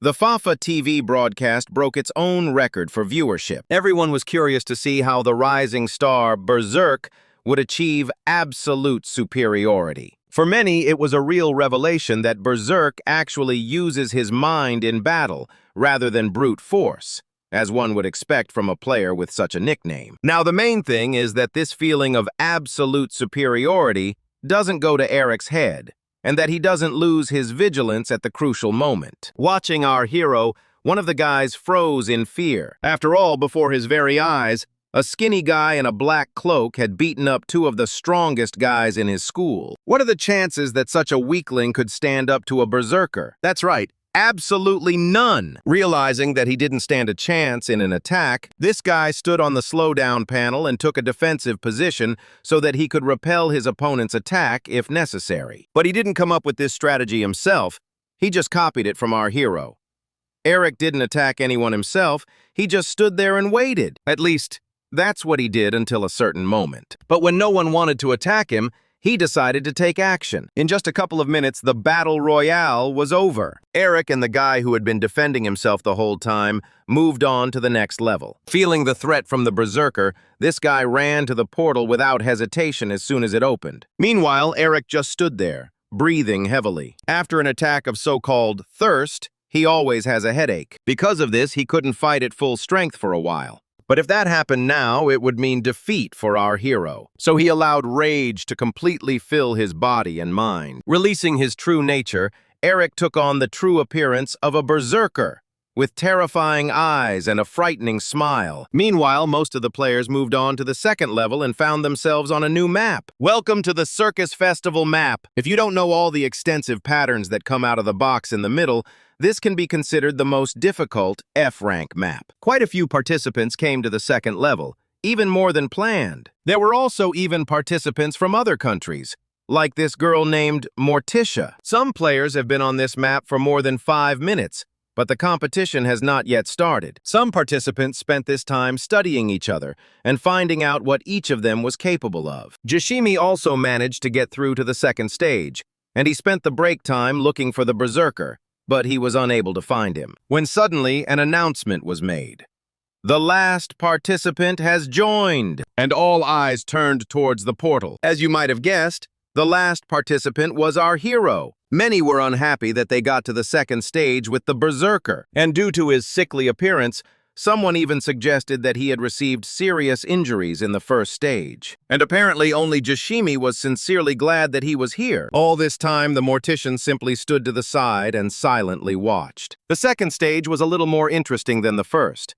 Those who can last more than 10 minutes on this map will advance to the third stage. As soon as the timer started counting down, the gift box began to swell. And after a few seconds, a huge clown on a spring appeared from it, like in old toys. Seeing such a large enemy, most of the participants were simply at a loss, not knowing what to do. For the first few seconds, the clown simply stared motionlessly at all the participants, when suddenly his gaze stopped on the guy who stood alone to the side. And in just a moment, this scarecrow completely focused its attention on the poor fellow. And of course, for him, this was a surprise. And trying to somehow correct the situation, he tried to measure it, but it didn't lead to anything good. He hit the clown with all his might and shouted through his laughter, "Out!" When suddenly someone shouted, "The slab! It changed color! Why is it blue?" You must understand one more important point. You can fail this test not only at the hands of a clown, but also at the hands of other participants. And whoever knew about it began to act immediately. Even passing all the tests does not give you any guarantee that you will get into the Coliseum. Evaluation criterion is the points you earn. If you don't get enough, you'll quickly be dismissed. And the fastest and most effective way to earn points is to knock out other players. It all comes down to the fact that at each stage, the participants need to fight each other. And Morticia showed herself to be quite good in battles. Her fighting abilities were much higher than most of those present. Moreover, she never attacked first, but only waited for the enemy to come to her. This girl chose the best tactic: surveillance and analysis. In the very first seconds of the test, she paid attention to only 2 people, Eric and Jashimi. Surprisingly, it is true that in just a few seconds, Jashimi completely gained the upper hand over our hero, and all because he surpasses him in every metric except speed. But even so, he is still incredibly fast. Having delivered a couple of powerful blows, the guy thought that he had defeated the Berserker and fulfilled the mission of the Black Mamba. And he had every reason to do so, because he held the barely breathing body of our hero in his arms. Watching this, Irina couldn't understand what was happening, but Steve remained calm, knowing what would happen next. Our hero has an unusual ability.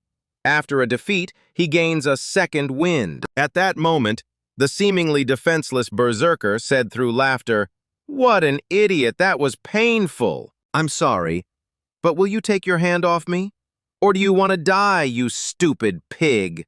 Our hero added with a wild grin. After these words, Jashimi began to beat him even harder. As he landed blow after blow, the guy said, "I saw the footage of you playing coercion. Even though you looked like a newbie who didn't even have any gaming skills, you covered it with basic skills and reaction speed. All people admire this skill, but not me." At that time, that player was at a professional level. but it was such a big event that he later retired. But do you know what the main problem is? I used to be called an esports genius too, because a similar situation happened. Trust me, they'll quickly forget about you because it was just an accident, Jashimi added, beating our hero. Poor pig, you turn out to be such a wretch, Eric said, full of arrogance. What? I'm better than you, the guy answered, confused. But in response, he only received a powerful kick. Jashimi was not like everyone else, despite his stupid appearance. He knew how to use his head. But thanks to the destabilization of the enemy and a couple of clever moves, Eric was able to escape from his grip. Now it's difficult to say which of them is stronger, because each has its own advantages. Listen, fatty, everything you said even made me a little nervous. But just because you've lost your nerve doesn't mean others are as weak as you, Berserker said unexpectedly. Attack!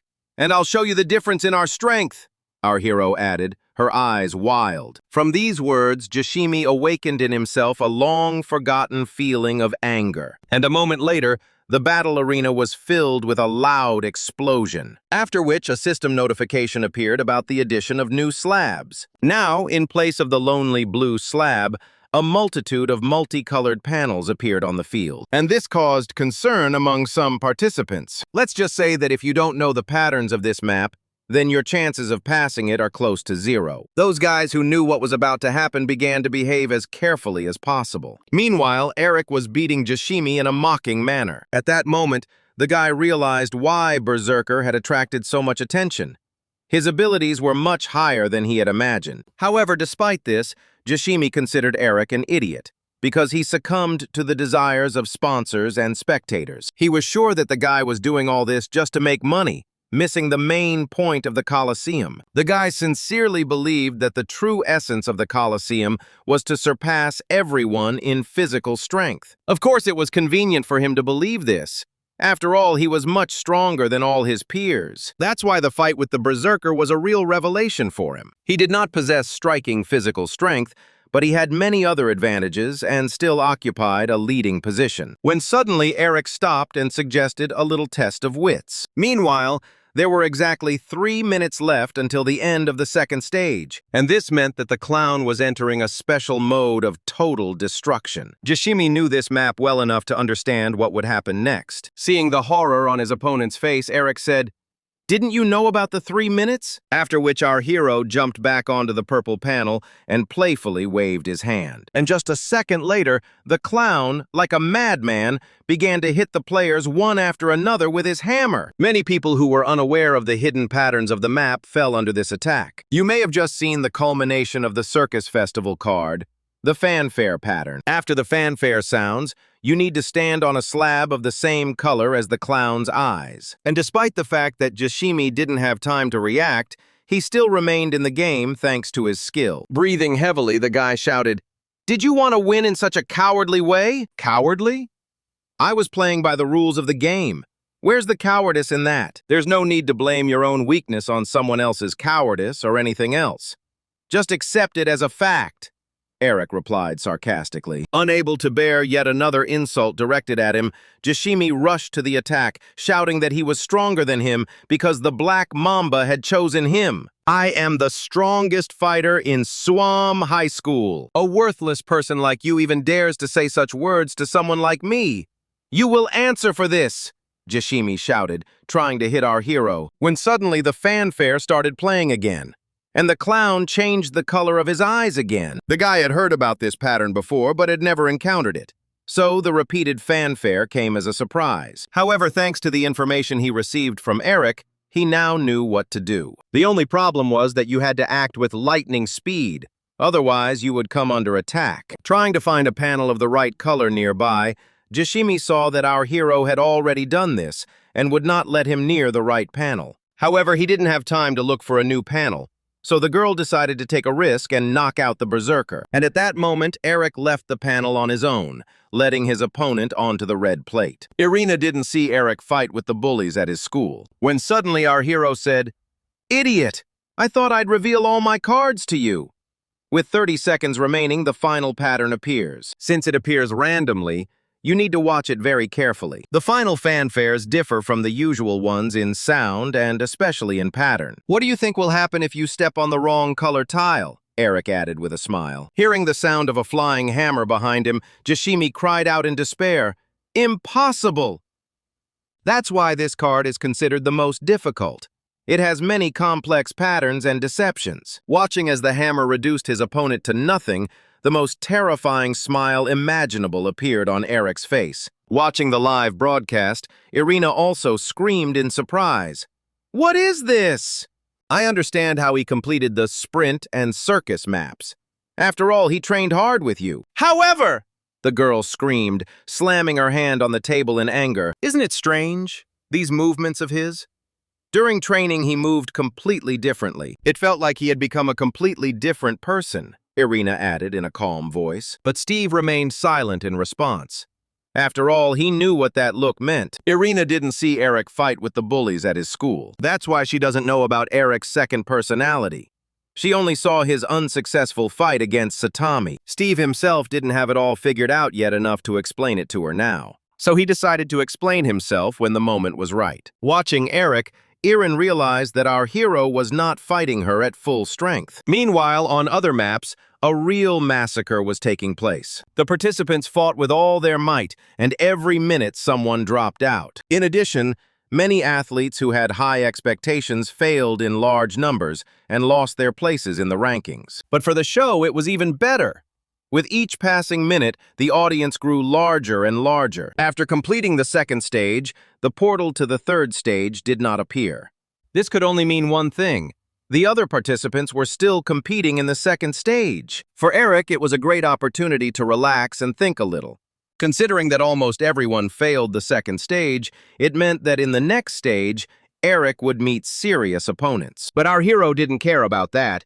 He was more concerned with the words of the Jashimi, that he was hired by the Black Mamba, and to the fool. It is clear that the Black Mamba wants to eliminate him, but the reason for this is still unknown. In any case, you need to be careful. When suddenly Eric said, "Why hasn't the portal opened yet? The education ended a few minutes ago." "It won't open anytime soon, amigo," a female voice suddenly sounded. Turning around, our hero saw a Morticia, who was simply standing leaning against the wall. "My name is Morticia. I'm from Mexico," the stranger said, trying to sound friendly. Eric was surprised that someone else besides him was able to survive. "Since I have nothing better to do, I want to say that you fight quite interestingly," the mortician whispered with a smile, after which it suddenly began to run towards our hero as if it was going to attack him. "And if you were with a Ford, I would have removed you from it immediately, so to speak, because of the image you showed during the recent battle. My opinion has changed a little, but don't think I consider you a serious opponent. You're just interesting," Morticia whispered. "In any case, you also came here to become an F-rank player. Of course, it's not my style, but I don't want us to be rivals. So I propose we form an alliance at the next stage. What do you say?"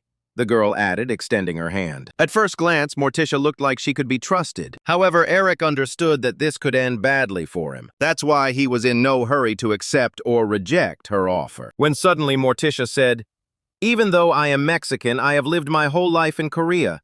I study at Hwajong High School. And you, I assume, are Berserker. Your real name is a secret. Let it remain so," the girl added, trying to appear friendly. And a moment later, our hero answered in an angry voice, "No! My answer is no!" "Berserker, but why?" "I'm happy," the mortician said, confused. Eric previously thought that forming an alliance with a strong player was a good idea. But now there's a risk that Morticia is a member of the Black Mamba. Although there's no evidence of this, it's not worth the risk. In this situation, Eric has no need for any alliance. When suddenly the arena was filled with the host's voice. "Friends, can you hear me?" Just now, everyone finished the second stage, and I must say it was amazing. "You guys are great! You created a real massacre!" There are only 43 participants left. This is significantly more than in previous years. And this means that there are really cool fighters among you. But don't get cocky, you're still scum. Besides, I won't be broadcasting anymore. But before I leave you, I'll take you to the final stage. The final map is the place everyone's been waiting for. At this moment, all the spectators froze in anticipation, and only those who watched Fafa TV from the very beginning understood what map we were talking about. This map was one of the first in the collision to have the concept of one-on-one duels. There are no patterns or traps on this map.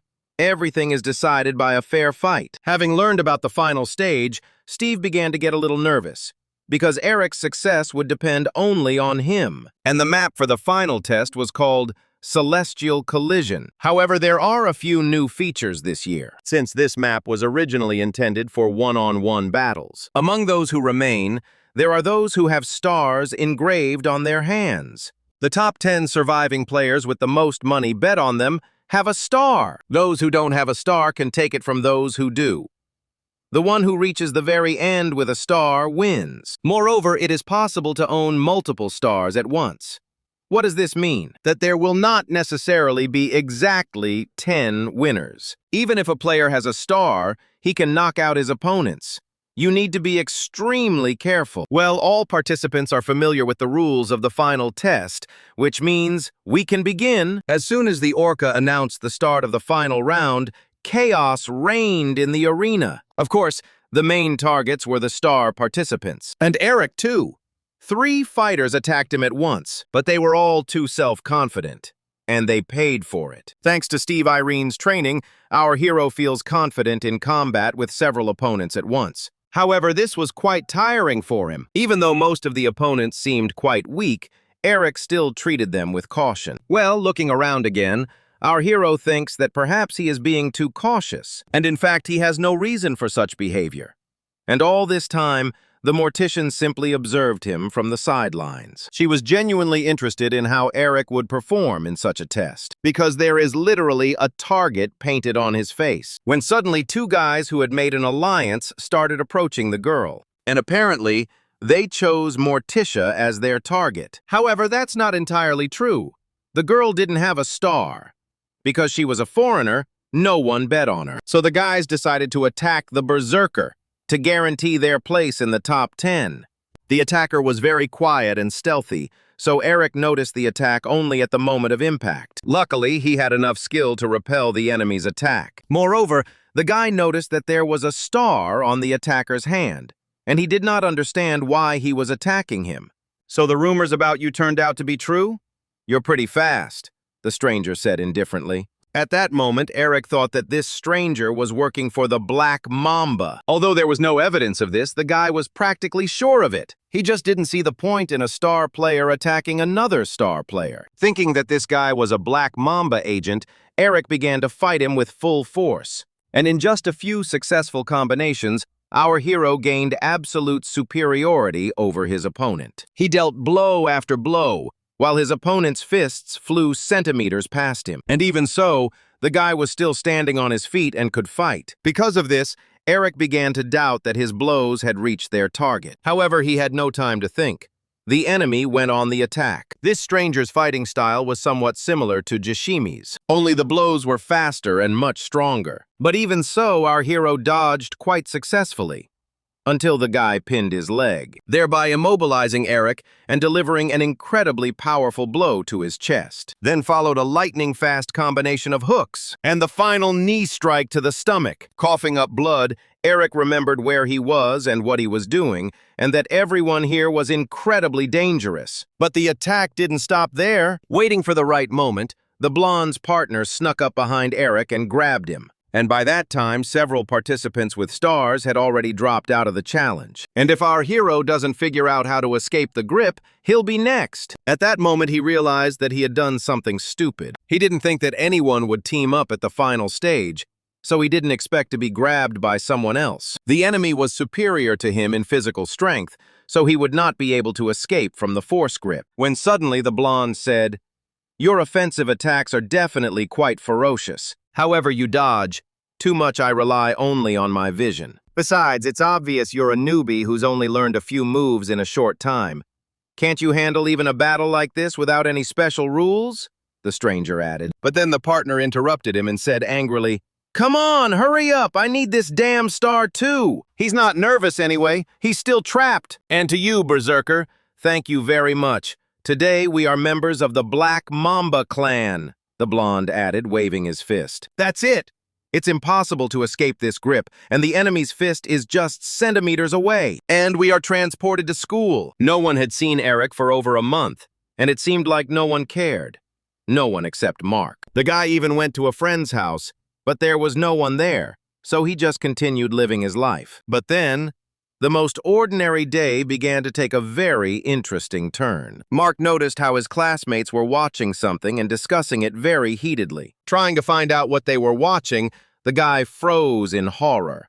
He saw a live broadcast on Fafa TV where his best friend was. Meanwhile, Irina gave her brother a real nightmare. The girl scolded Steve for letting the poorly prepared Eric take part in such a dangerous test. But in response to the hysterical screams, the guy whispered in a calm voice, "Calm down. Everything will be fine." Meanwhile, our hero prepared to leave. He knew that only a miracle could save him, but the miracle did not happen. Something else, and no less interesting, happened. At the last moment, our hero was saved by a meteor. Yes, the very same guy Eric fought with at the very beginning. Those who were watching the live broadcast at that moment were in real shock. No one could understand why some stranger helped the Berserker. And at that moment, Steve said in his calmest voice, "Take a closer look. I'm telling you this too late, but these are the members who were supposed to join our underdog clan." Due to Meteor's unexpected intervention, the Black Mamba mercenaries were forced to retreat immediately. These two did not expect this, because Foxy told them that the world acts alone. Moreover, our hero's ally is no ordinary person. He already has 3 stars. When suddenly the meteor said, "Hey, why did you just stand there and watch the whole time?" And Morticia, "Well, actually, I'm traumatized. Berserker rejected me, so I wanted to tease him a little," the girl replied, breaking the shoulder of the guy who grabbed Eric. "By the way, you wanted to remove the Berserker, so what changed? And Justin," the mortician added with a sly smile. "Meet Justin Berg, Osan High School, better known as the Meteor." As it turns out, Justin and Morticia are allies, and for some reason, they decided to help our hero. Now their main goal was to capture the star for the girl, and the mercenary from the That Black Mamba was the perfect candidate for this. Of course, no one would give up their star voluntarily. Now we'll see Morticia in action. When they met, the girl seemed quite capable to Eric, but he still had no idea what she was capable of in a real fight. Seeing that his opponent would be a girl, the blonde relaxed. He just didn't believe that girls could fight on the same level as boys. He was given even more confidence by the fact that Morticia did not have a star, which meant she was very spontaneous. He agreed to fight her and promised to win quickly, solely out of respect for the female sex. Having waited for what seemed to him to be the right moment, he went on the attack, but his first blow missed, as did the second and third. Watching Morticia's movements, one can tell that she is a very experienced fighter, and also incredibly fast. I would say that she is much faster than Eric. After letting her opponent mindlessly swing his fists for a while, the girl grabbed his arm and broke it, after which she said, "I'm disappointed. You talked like you had some kind of power, but you're just trash." I felt that the guy was confused. The girl continued her attack. With a powerful blow, she damaged his trachea, knocking him out of breath. This was followed by a powerful combination of kicks and elbows aimed straight at the kidneys. Morticia soberly assessed her physical capabilities, so she understood perfectly well that she did not have enough strength to knock out her opponent with one blow. Therefore, the girl concentrated all her blows on vulnerable spots, so that each blow would cause maximum damage. To be fair, if this had been a real fight, this guy would have gone to the hospital. That's how, in a matter of seconds, Morticia went from being an unknown fighter to becoming one of the favorites. Watching the girl, Eric realized that in an equal fight, he would hardly be able to oppose her with anything.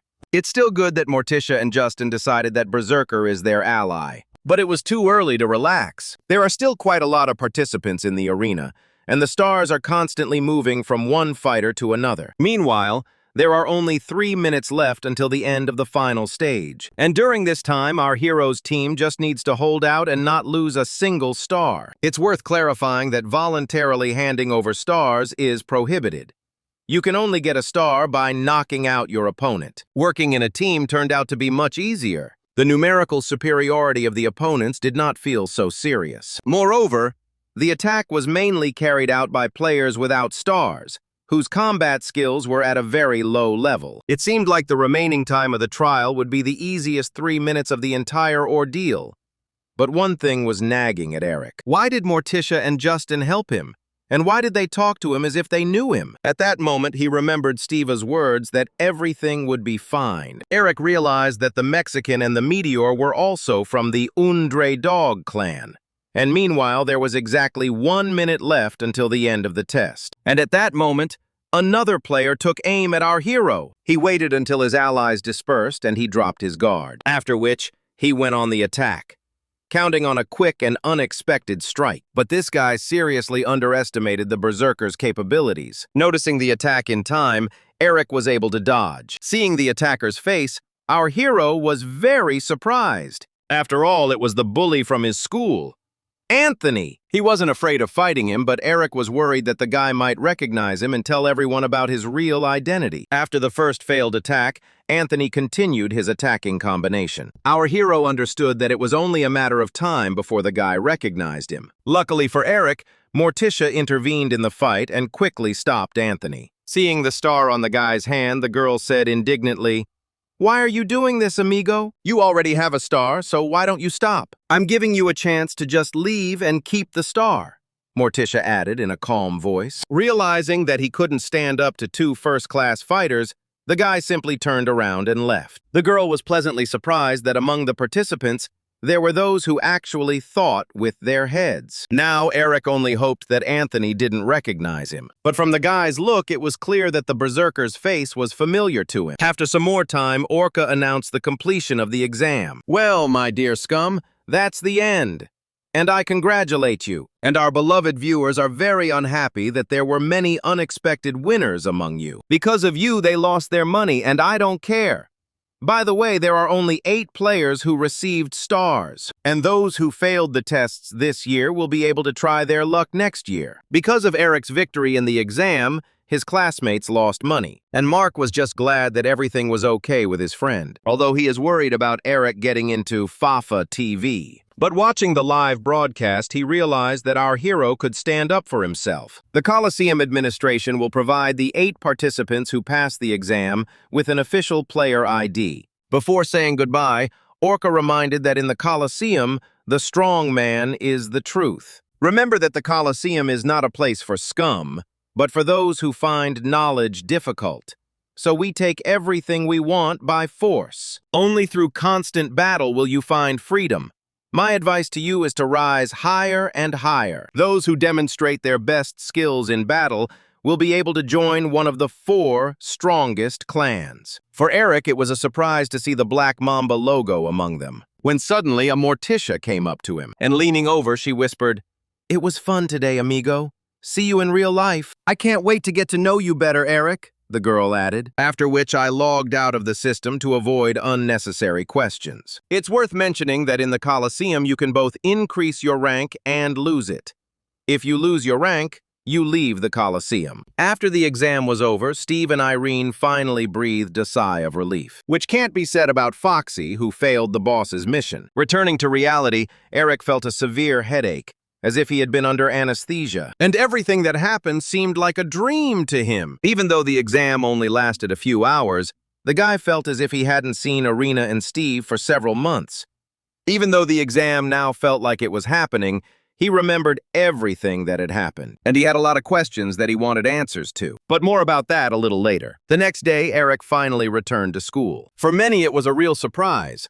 For a whole month, no one had seen him or heard anything about him, and today he appeared as if nothing had happened. And also, for the first time in 2 years, Mark saw a sincere smile on his friend's face, which he was incredibly happy about. Approaching our hero, Mark began a conversation as usual, as if nothing had happened. During the big break, the guys, as usual, went to the roof, where Eric told everything. After learning the truth, Mark was distraught about Cardi and Kabi and how the teachers were doing nothing about it. And Eric, as a good friend, tried to calm him down, saying that everything was fine now. When suddenly Mark said, "Listen, it's none of my business, but why do you need this Fafa TV? You haven't signed a contract with any clan yet, so if you need to earn money, it's better to find another job." After thinking for a bit, Eric replied, "You know, I used to think the same way as you. Using skills I've only ever used in games in a fight. That's a ridiculous idea, right? Surprisingly, by trusting them, I was able to develop. In the end, it seems the choice wasn't wrong. It was certainly difficult, but I also can't live all the time as if everything inside me is dead, our hero added in a sad voice. Laughing, Mark added, "Relax like that. Still, your flushed face makes me a little uneasy. You look much happier than you did a month ago. So whatever you do that brings you happiness, keep doing it. But please be careful." Right after school, Eric went to the Underdog training gym. He enjoyed training hard and feeling tired after training. But most of all, he loved the feeling of how much stronger he was becoming. Moreover, his main drawback was his physical strength, which could only be corrected through grueling training. During the final stage of the exam, our hero felt that the other star players were superior to him and were not affected by his counterattack tactics. And this means that against more serious enemies, you need to have a few more trump cards. But first, you need to eliminate your main shortcoming. During training, the thought that without the help of Mexicana and Meteor, he would have lost did not leave his head. It was these thoughts that motivated him to become stronger. With each blow, a feeling of hunger awoke in him, a hunger for a fight.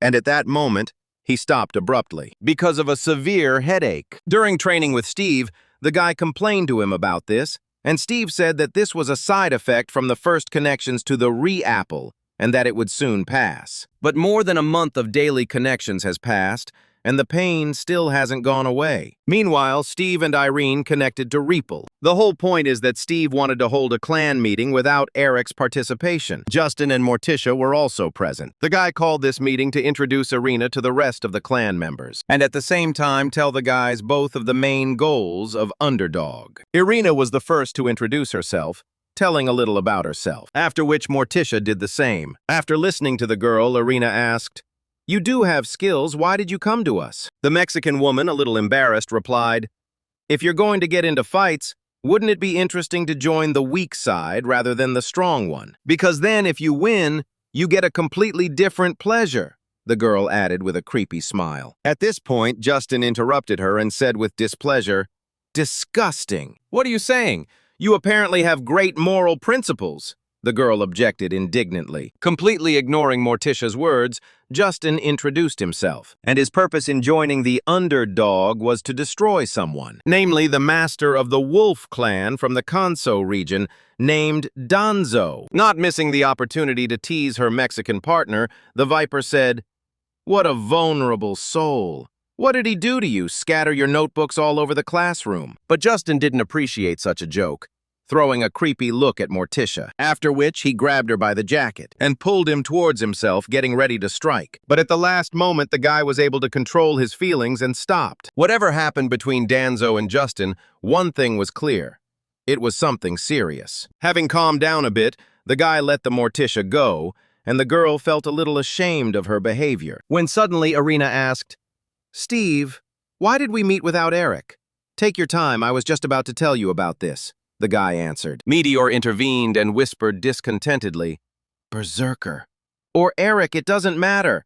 I don't understand why they took him. He's a weakling. He just looks capable because he has such a fast reaction time, that's all. He has no skills or experience," Justin added indignantly. "You're right, he lacks experience, but you're wrong. If you think that speed is his only useful skill," said Irina, "he has a good feel for the map and can take advantage of its advantages." "That's nonsense," Justin exclaimed indignantly. "I don't agree with you. If he learned what he can do in just a month, he's a capable kid," the Morticia added. "However, I am concerned about our amigo's lack of confidence." "What are you talking about? What uncertainty?" Irina asked, surprised. But in response, the girl only smiled sweetly, leaving the question unanswered. Understanding that they won't find out anything now, Steve and Irina decided to come a little closer to the guys. Reducing the distance is one of the techniques for improving relationships. After listening to the opinions of all the clan members, Steve said, "The goal of our clan, this is to defeat the 4 clans that have taken over the Coliseum. And after we gain control of this game, in the end, this damn Coliseum will be disbanded and Fafa TV will cease to exist. That's our goal." After introducing the new recruits to the true goals of Underdog, Irene left the session. To Martiche, Steve's plan seemed crazy and incredibly dangerous. Justin saw a problem with all this. To carry out this plan, the clan needed at least 4 D-rank members. Only then could they officially join the Alliance. At this stage, the clan already has 2 members with the required rank. Besides, the chances that the guys will be allowed to raise their rank so quickly are incredibly small. But Steve promised that he would take care of everything. In addition, he wanted to introduce the guys to some of the clan's rules. There were only 2 points that needed to be followed. First, high-ranking Coliseum participants should not fight each other, since violation of this rule will result in immediate expulsion. Players registered as high-ranking players only fight against official clans. Fighting for personal reasons is considered a violation of the rules. And the second rule: you cannot participate in a ranked battle based solely on your own decisions. Participation in such battles is only permitted with the clan master's permission, while Steve was introducing Justin and Morticia to the rules. Irina did the same thing, especially for Eric. Most of all, our hero was shocked by the true goals of Underdog. The guy simply could not imagine that someone would dare to do such a thing. Seeing the horror in the guy's eyes, Irina calmed him down by saying that they would not give him difficult battles. "I can't tell you the details yet, but I hope you'll trust us. I'm sorry if it seemed like we deceived you," Irina added sadly. Eric laughed and replied, "Maybe it's for the best." "Stop what?" the girl asked distantly. "Don't pay any attention. I haven't been myself lately," our hero shouted with horror on his face. "Listen, Irina, is the Black Mamba targeting me because of our goals?" Eric added worriedly. "I doubt it. They know practically nothing about you. They only guess what school you're from. I think it will be some time before they discover the connection between you and the Berserker," Irin replied. "Plus, Foxy saw Eric fail the Satami test, and she doesn't know that he actually got his code. And that will give Eric some more time." Meanwhile, at the Black Mamba headquarters, Foxy and her goons punished the bullies for their failed mission. "The guys from the clan really liked me that Berserker passed the distribution exam. But on the other hand, what we didn't expect was that all these guys were just hooligans, not professional fighters. Now the Black Mamba clan is in big trouble. The placement exam was their last chance to eliminate the Berserker, and they missed it." According to reports, Foxy suspected that Berserker was actually Eric, but the fact that he failed Satami's test didn't give her any confidence. And since it was impossible to take part in the exam without the code, suspicions against our hero were quickly removed. Her husband's Berserker was not her only problem, and she also saw danger in Meteora and the Mexican woman. Initially, she wanted to invite them to the clan,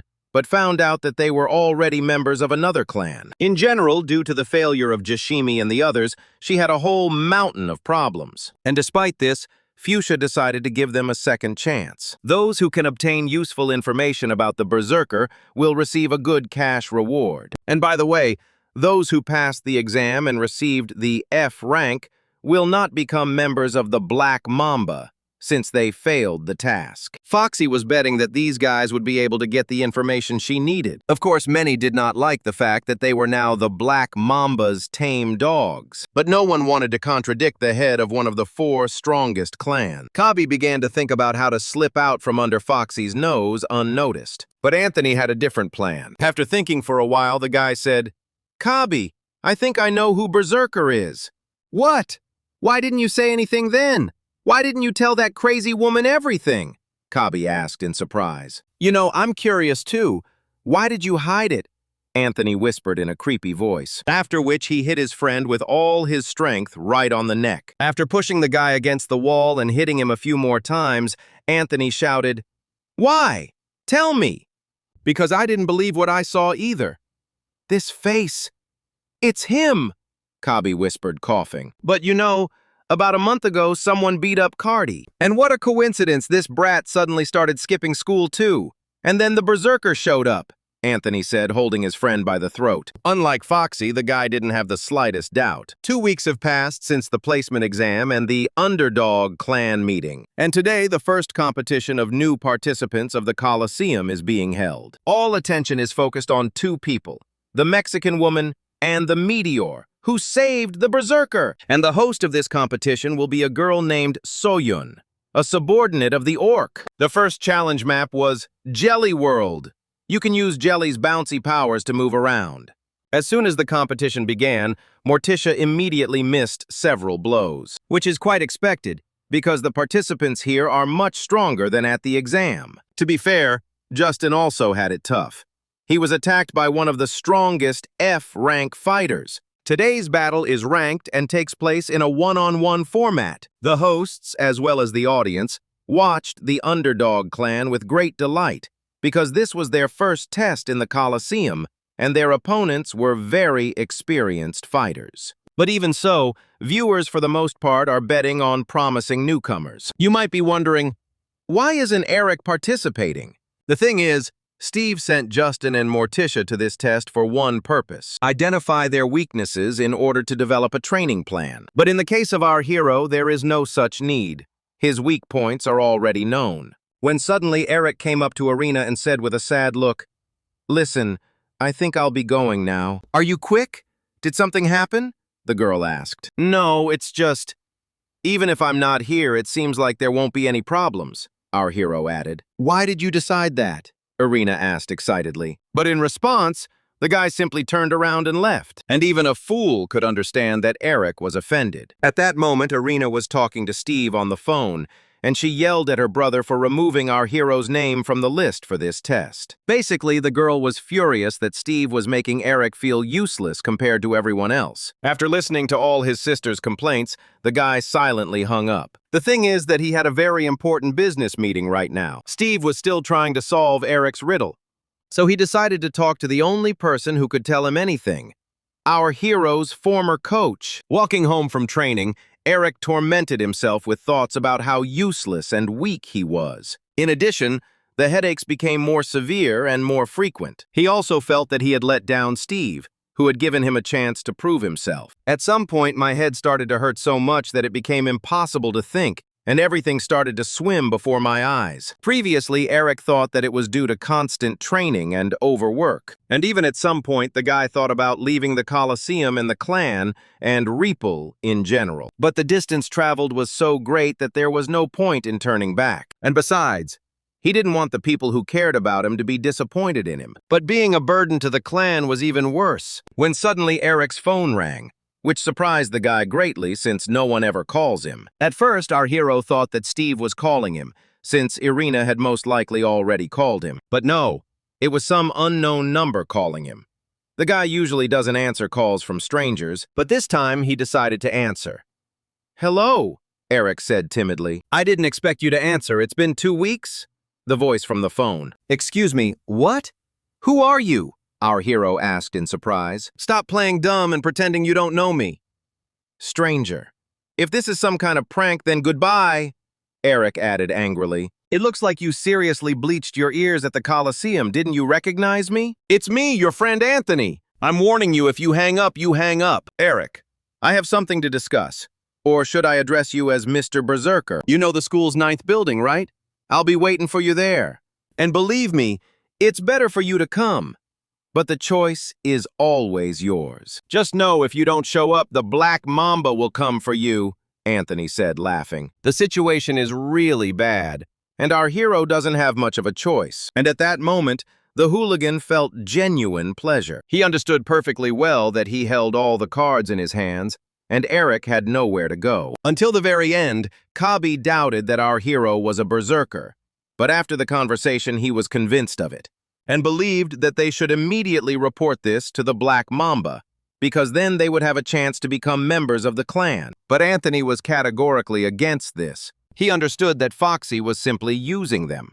The fairy tale about joining the clan was just a scam. However, he was confident that if they eliminated the Berserker once and for all, the Black Mamba would accept them unconditionally. However, Kabi had serious doubts about this plan, since fighting with other participants could lead to their expulsion from the Coliseum. But Anthony has already figured out how to do it. He didn't want to risk his place in the Coliseum, so he developed a very cunning plan. The guy was going to make Eric attack them himself. About an hour later, our hero arrived at the appointed place. Eric understood perfectly well that this meeting would not end well, but he simply had no other choice. If he hadn't come to meet her, the Black Mamba would have learned his real name, and that would have been the end of it. Knowing people like Anthony, our hero assumed that the bully would demand money for his silence. Upon entering the office, the first thing Erica met was Kabi. It was clear from the guy's face that the conversation would not be pleasant. When suddenly a voice rang out, "Don't be so afraid. If I wanted to run you over, I would have done it right after school, and you would be lying in the hospital right now," Anthony added, who was currently betting on a trial on Fafa TV. The whole time, Eric was looking at Anthony with an expression on his face as if he was ready to tear him apart. Putting his phone in his pocket, the guy said, "I called you to have a nice talk, and you're looking at me like that. Okay, I'm more concerned about why Black Mamba declared a hunt for you. There are many players far more dangerous than you. And also, why are you so persistent in hiding from everyone? Although, does it matter if I know who you are?" Anthony said with a smile. After listening to the guy, Eric rudely asked, "What do you want?" Hugging our hero, the hooligan whispered, "It's very simple. We weren't allowed to fight properly, so I want you to accept my challenge to a ranked battle. And at the same time, you will put everything in. Yes, you got it right. The loser will lose everything, and the winner will become a legend. And to make you relax a little, I'll give you insight for this fight. You'll lose. But all of that can be avoided if you leave the Coliseum, and I'll pay you another 100,000 won as compensation," Anthony added, laughing. But then Kabi intervened in their conversation. 100,000?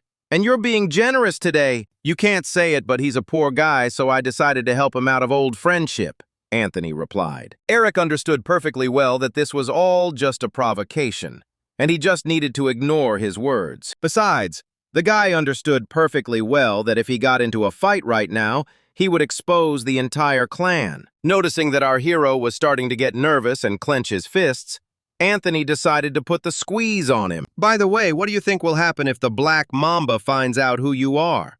the hooligan asked unexpectedly. "Because of the Coliseum rules, you're unlikely to be touched. But I think Mark will definitely end up in the hospital, if not in the freezer. There was that incident in the Conso area some time ago. It was even shown on the news. I don't think you have anything to worry about. They certainly won't touch you. I just feel sorry for your friend," Anthony added. Unable to bear it any longer, Eric grabbed the guy by the jacket and prepared to hit him, but at the last moment he was able to hold back his fist. After which he said, "What does he have to do with it?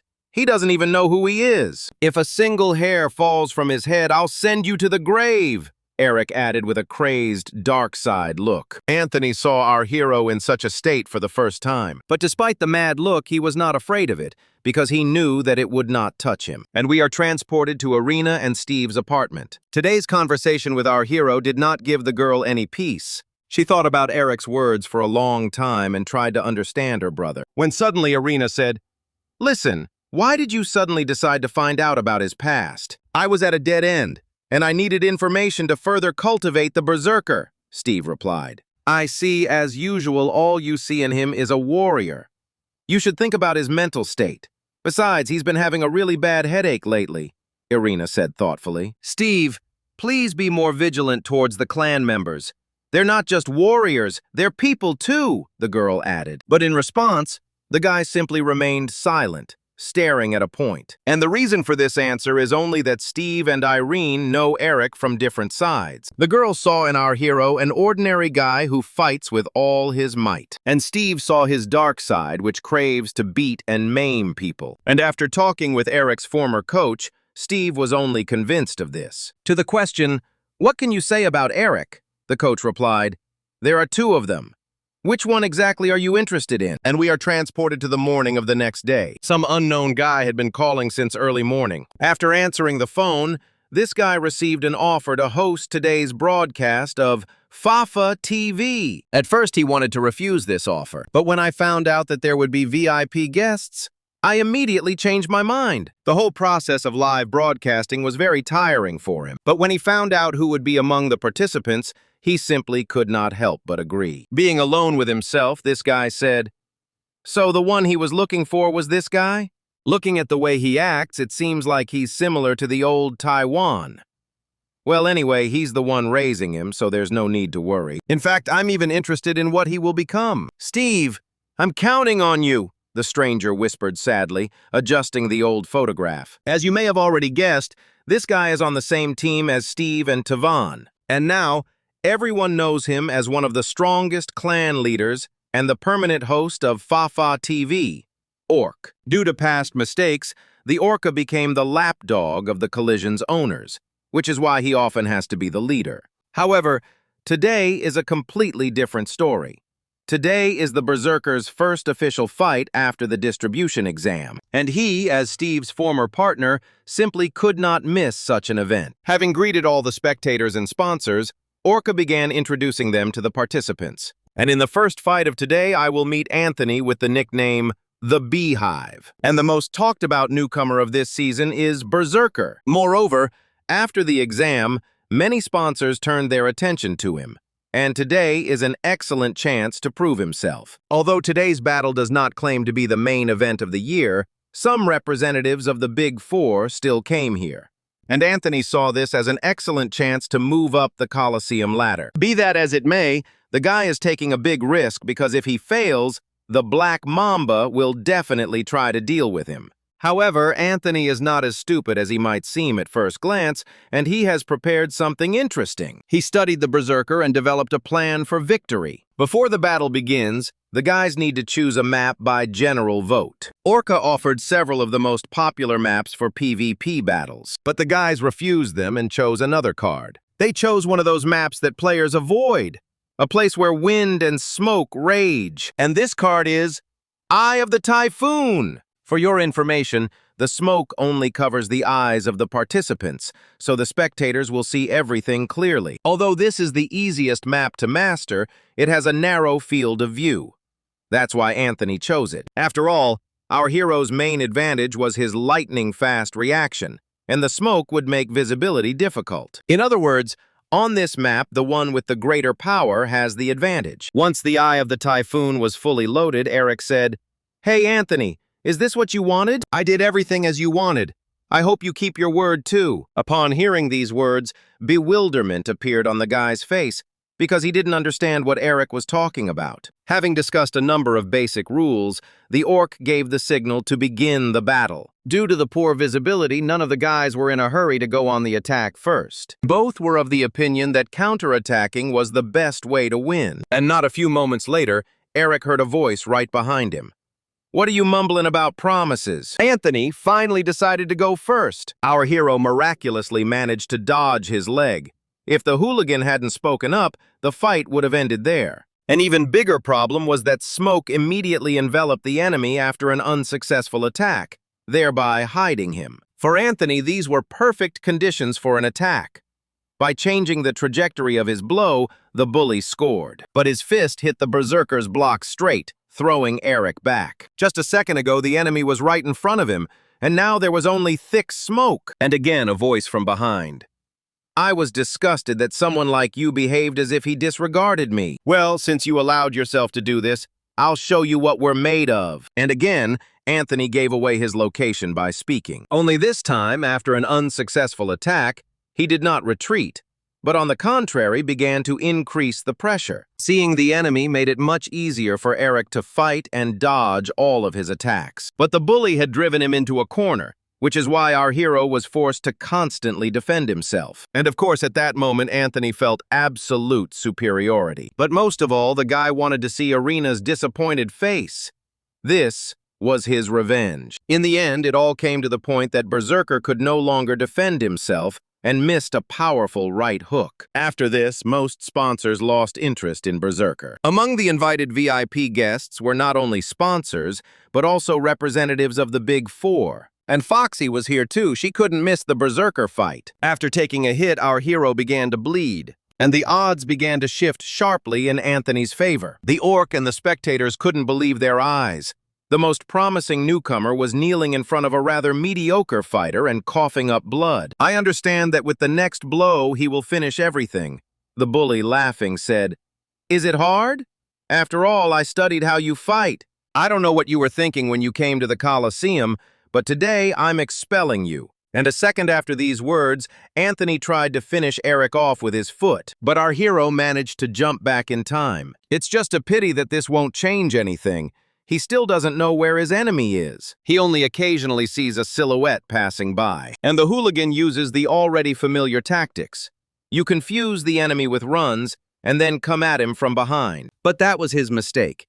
He underestimated Eric's ability to learn from his own mistakes. Feeling another blow flying towards his head, our hero quickly stepped back, creating an additional smokescreen to make it harder for Anthony to detect him. And by the way, remember the clan rule that you can't fight in ranked battles without Steve's consent. So Eric broke that rule.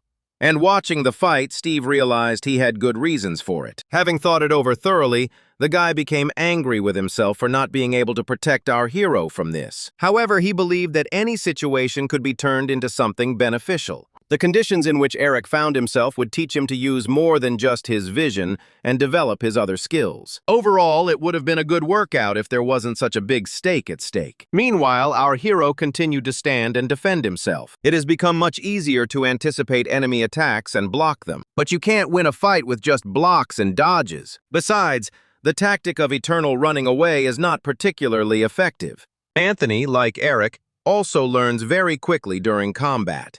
The bully constantly attacked. Don't let the guy hide. Luckily, the blows passed close by and did not touch our hero. But after the missed blow, he didn't have much strength left, and he became noticeably slower, which can't be said about Anthony. When suddenly the orc said, "Although the Berserker's identity is classified, one thing is clear. He is from the Kanbuk region, and it looks like these two have some problems that they are solving in the arena." I don't want to seem pessimistic, but it looks like Anthony from Paramsan School is about to finish everything. Let's be honest. Not only the presenters thought so, but also all the spectators, sponsors, and even the fighters. The moment Eric was forced to hand over the right to choose the card to Anthony, our hero knew that this is how it would all end. Moreover, for such an experienced opponent, the combat tactics are quite predictable. Eric never attacked first, but only took a position and fought back. And all his outstanding strength lies only in the speed of his reaction. And the thick smoke of the eye of the typhoon deprived him of this advantage. By changing his tactics slightly, Anthony was able to catch our hero off guard and deliver an incredibly powerful attack that is almost impossible to withstand. The bully was sure that this was the end of the battle and the end of the Berserker era. The sponsors were of the same opinion, and only Foxy doubted that this was the end. As if from behind her, a rough male voice sounded, "It seems everything is coming to an end." "It's a pity that this Berserker turned out to be so ordinary," the stranger added with a sly smile. "I wish I could say I'm glad to see you, but I'm not. What do you want?"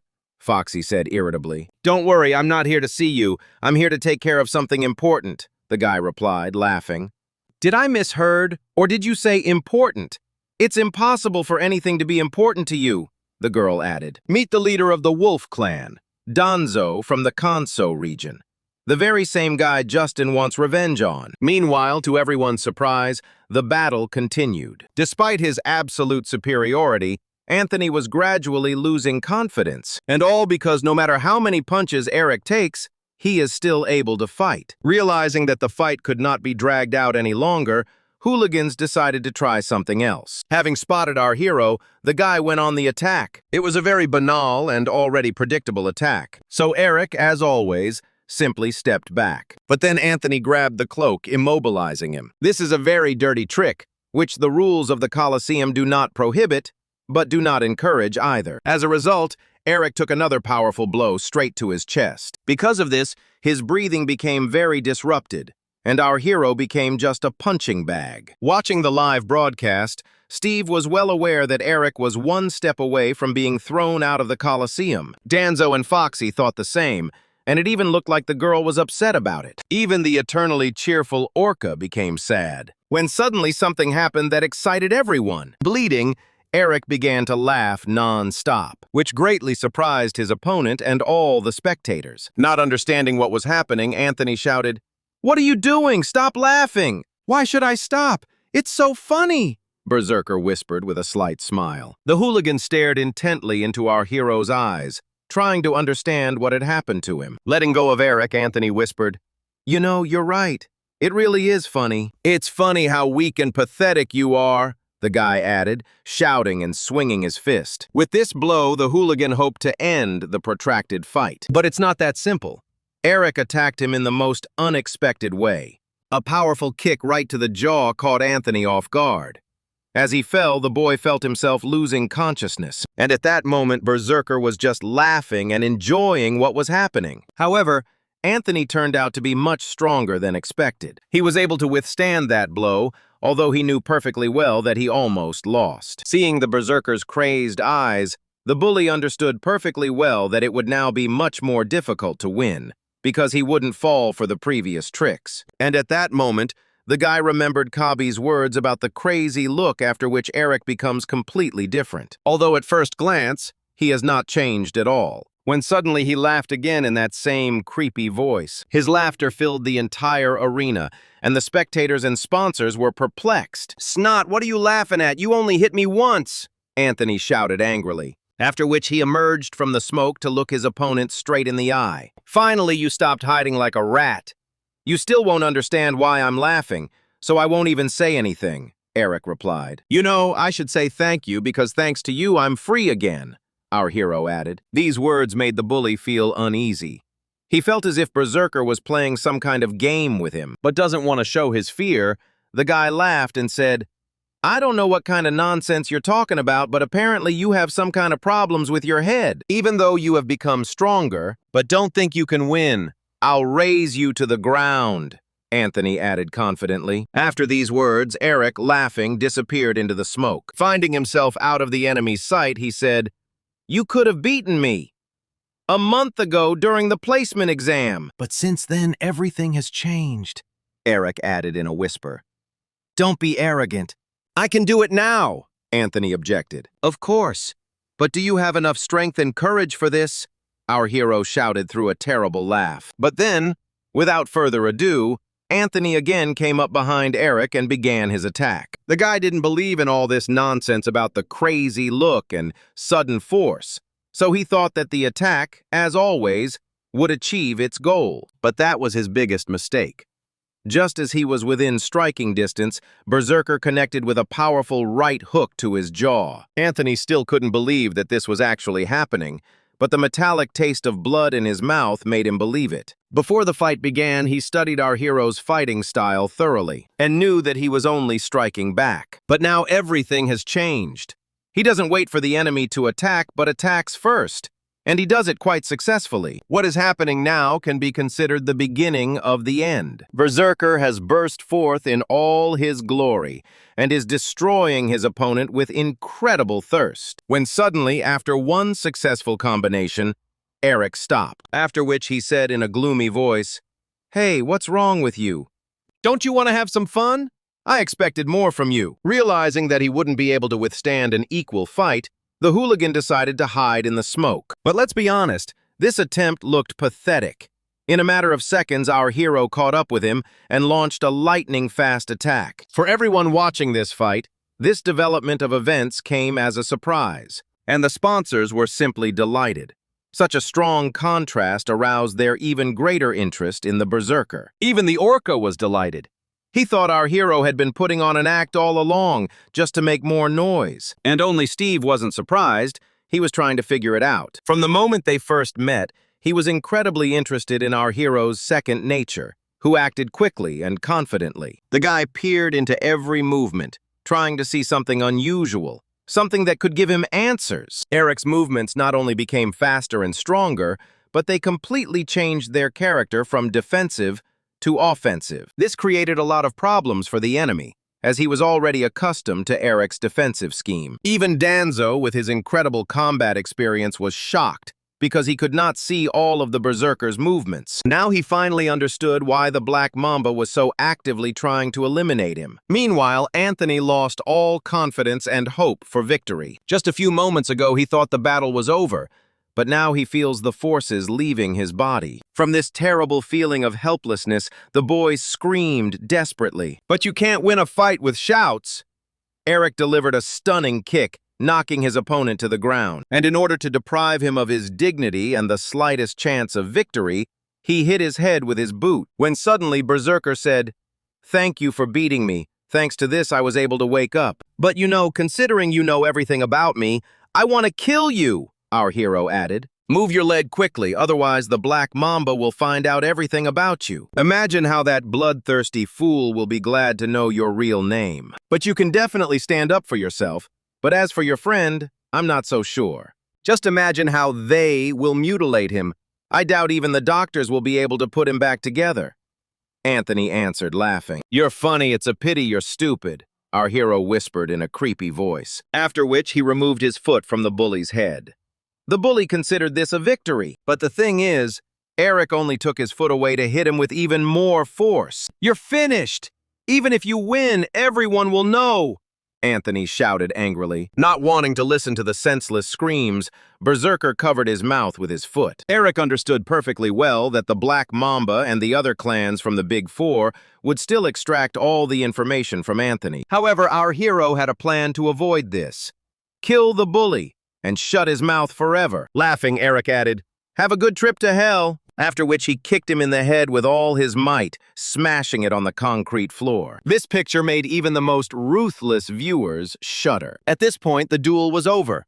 Berserker won. Orc dubbed this fight exceptional. In the entire history of the Coliseum, only a few fights have received such status, which meant that this fight was incredibly exciting and unexpected. Like all spectators, sponsors became even more interested in Berserker. Many of them have made a fortune on bets today thanks to him. Today's fight reminded the soul of our hero of nostalgia. After all, the last time he had to pretend to be weak was back in the days of one frame. After returning to the real world, Eric had something important to do. He didn't expect to be forgiven and allowed to stay, but he had to apologize to Steve. Entering the clan's base, his heart beat so hard it hadn't beaten here for a long time. He felt ashamed and even a little scared. Seeing Steve, Eric said with pitiful eyes, Captain, forgive me. But before you make a decision, I want you to listen to me. Looking at our hero with the most menacing look imaginable, Steve pointed to a chair and said, be quiet and sit opposite me. Having seated the guy on a chair, Steve was silent for a long time, occasionally looking at something on his phone. Realizing that he was wrong in this situation, Eric apologized again and promised that it was a one-time mistake and that it would not happen again. After listening to our hero, the Steppe smiled sarcastically, after which he asked, maybe that's enough? Or do you like pretending to do this? I've been trying to figure out your secret for a long time, Eric, Steve shouted. So you got it all? You're the first one to succeed, our hero whispered, a terrifying expression on his face. At first I thought it was some kind of mental disorder, but I got curious, so I invited you to the team. And today I finally realized that this is the real you, Steve replied. I never doubted you, but it's unlikely you could figure it all out so quickly on your own, right? Eric asked. Yes, I was told that your character was originally like that, but due to certain problems you carefully hid it, Steve replied, peering at our hero. Upon learning that he had been exposed, our hero only sighed heavily. I don't think there's any point in lying, it's all true. If only you knew what a pleasure it is to remove this idiot's mask. I had to pretend to be a different person in order to live peacefully among the players, and I hid my true self very carefully. But what I could not hide was my greed for victory. Only my coach, whom I respected and treated calmly, knew about this. Our hero thoughtfully told about his life. But then Steve interrupted him and said, I know all this.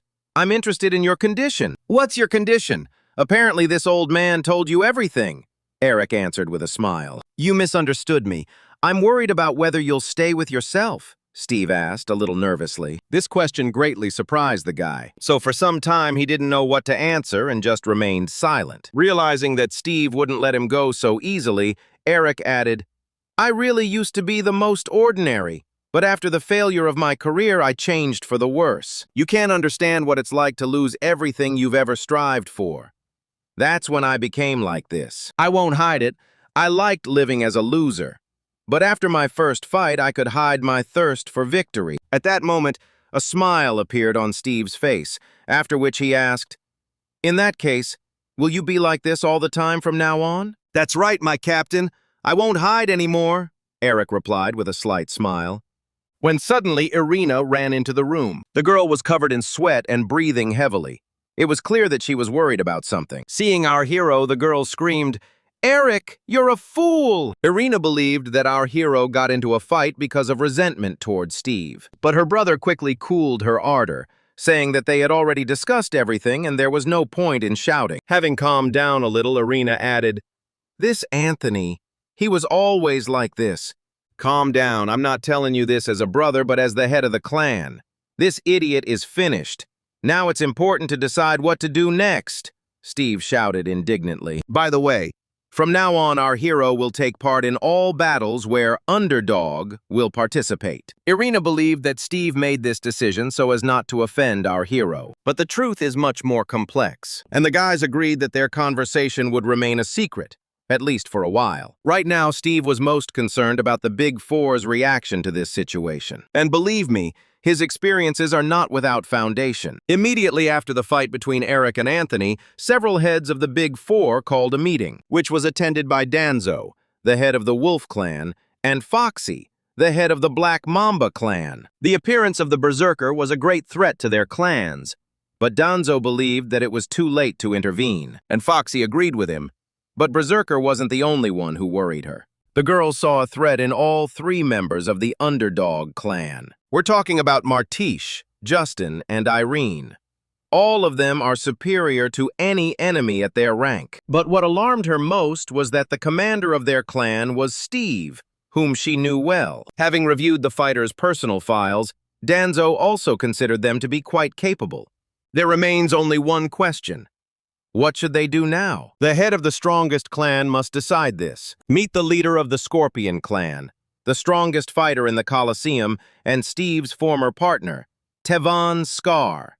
Without thinking twice, the guy decided not to interfere in the affairs of Underdog for a while and let them move up, in order to destroy them all at once at the right moment. Steve and Tevan have long-standing differences that make them want to kill each other. They both believed that the time had come to put an end to their confrontation by the death of one of them. But before, they were best friends who were ready to cover each other's backs. But from love to hate, there is only one step, and we are transported a couple of months ahead, to the last day of spring. And this means that summer holidays begin tomorrow. Many of the guys decided to spend the entire summer in Ripple, leveling up their characters. Well, let's be honest, we are not interested in this, and it is not important. However, today is not just the last day of school. Today is the day when all the Underdog participants will meet in real life. Morticia met Eric near his school, and the first thing she said to him, "You are much higher in life than in the game, Eric, and I don't update my character on purpose. Of course, I'll have to pay a fine for this, but it makes it harder to track me down," our hero replied with a smile. Having gotten to know each other a little better, the guy asked the mortician why she dressed like that. The thing is that recently they have been on everyone's lips, and these are her disguises. By the way, all the guys reached the D rank. Now they can safely be considered celebrities. Therefore, in their case, camouflage and conspiracy are incredibly important. Making sure no one could hear them, Morticia said, "Eric, I'm really glad to see you like this." A little embarrassed, the boy replied, "So you understood everything?" "Are you kidding me? I'm not stupid. I recognized you from the very first meeting, so there was no need to hide it," the girl answered, laughing. This was quite expected, because after that conversation with Steve, Eric stopped pretending. For the past 2 months, Morticia and Justin have been training together, using Steve's plan. And only our hero studied individually. And it must be said that these training sessions were of great benefit to everyone. In competitions, Eric, as usual, used his knowledge of maps and dexterity, hiding his true potential. And that was more than enough to be the first to reach rank D. And Irina was simply training all this time since there were no opponents for her. However, today is not just the last day of spring. Today is the first day of competition to confirm the D rank. One of the orc's subordinates will make her debut as the host. The first fight is about to begin, and the first participant is Inomu from the Black Mamba clan. This guy has gained a reputation as a very cruel and strong guy who plays unfairly. Foxy considered Inomu to be one of the strongest fighters in her clan. But how did it happen that such a strong guy was only a D rank? More on that later. Much more interesting is who his opponent is. Last season's star who was forced to take an enforced break. As you may have guessed, this is Irin from the Underdog clan.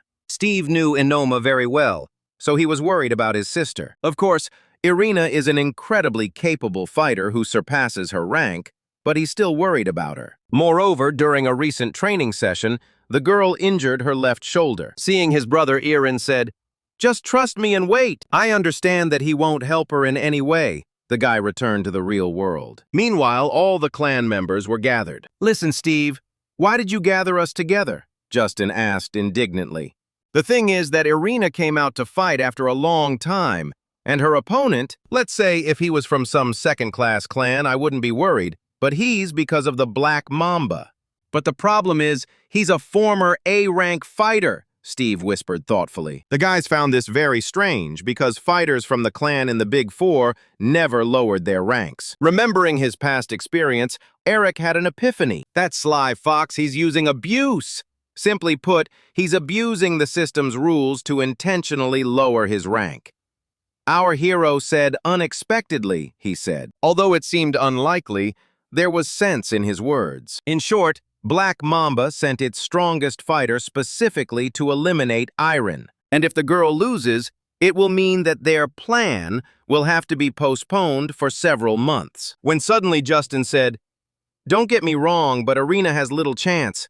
And that's a problem. I understand your frustration, but she's much stronger than she seems. Our plan will work," Steve responded rudely. "By the way, do you think you need to leave?" Steve added, putting his hand on the guy's shoulder, after which he immediately took his things and left. It was clear from his face that he was worried about something, so the guys didn't ask stupid questions. However, Morticia accidentally found out that Justin goes to the hospital every Wednesday to visit someone. "Captain, it's none of our business, but why does he go there?"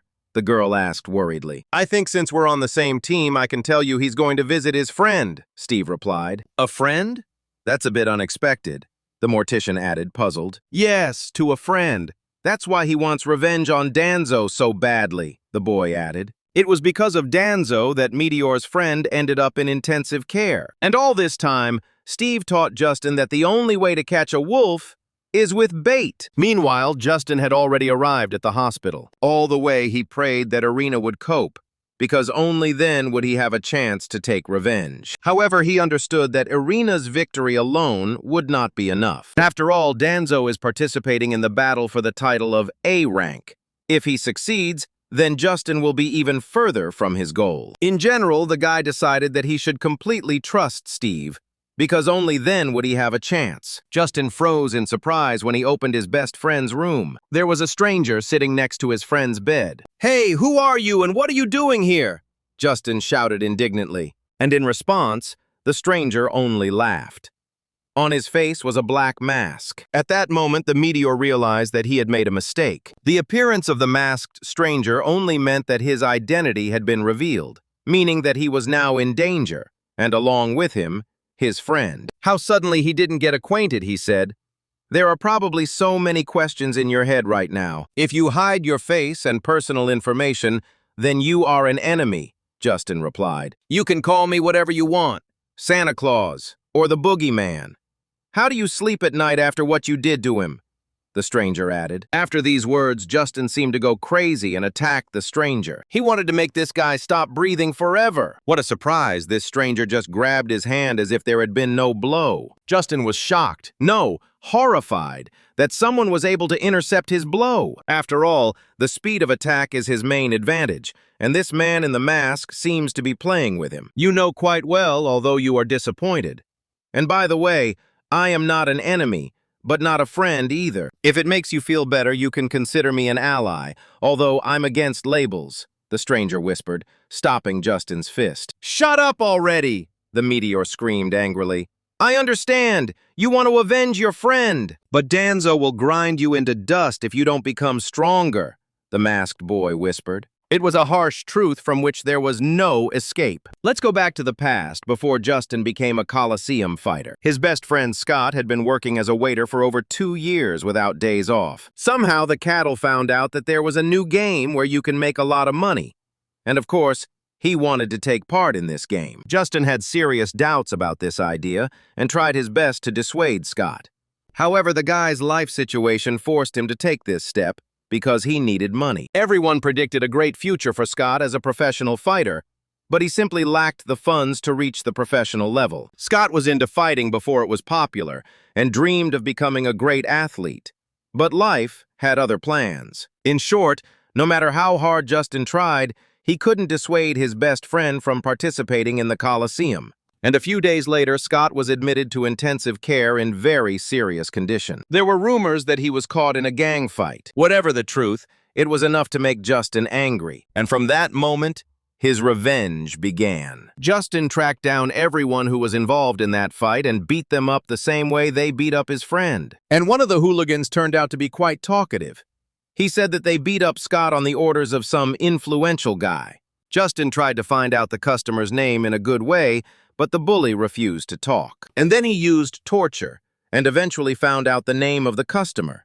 It turned out to be Danzo, and since then, the head of the Wolf clan has become the guy's target. Overall, it looked like the guy in the mask wanted to help Justin achieve his goals. But the fact that he was hiding his identity did not give Meteor any peace. Believing the stranger's words, the guy asked, "And how do you want to help me?" "It's very simple.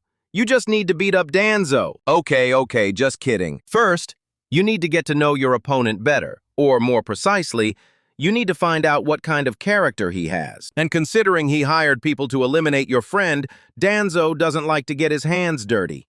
And that's a big problem because there's very little information about him, my acquaintance answered. I already know that. No matter how strong he is, I will still fight with the intention of winning. But what worries me more is that he won't accept my challenge, and he has every reason to do so, Justin added. What kind of people are these? They don't know how to listen at all. I told you that you need to find out what kind of person this Danzo is. How do you think a man who doesn't like fighting managed to become the head of one of the most powerful clans in the conflict? The masked man said, handing over his phone. If a person with a petty nature behaves greedily, he will eventually go beyond the limits and break, the stranger added, chuckling. At first glance, there was no useful information on the phone, when suddenly Justin saw something interesting, after which he shouted in surprise, "What? He did this?" "I think this is suitable bait, don't you?" asked the stranger. "You're right. If this is what you say, you've convinced me. In that case, I only have to worry about Irina succeeding," Justin said thoughtfully. "What? Are you worried about Irina?" the masked guy asked, surprised. "Well, yeah, her opponent is a former A-rank fighter," the Meteor replied, perplexed. "But why am I surprised?" "The newcomers haven't seen her in battle," the stranger replied. "Meanwhile, we are returning to the Coliseum arena, where the duel between Inomu and Irin has already reached its logical conclusion. And to the surprise of many, the guy from the Black Mamba lost. The girl, in just a few minutes, turned him from a formidable fighter into a barely breathing piece of meat. Sponsors have already dubbed Irina the second monster that Steve raised. The girl had a very unique fighting style. She didn't invent anything new. She just successfully combined and applied techniques from various martial arts, which eventually developed into her own style.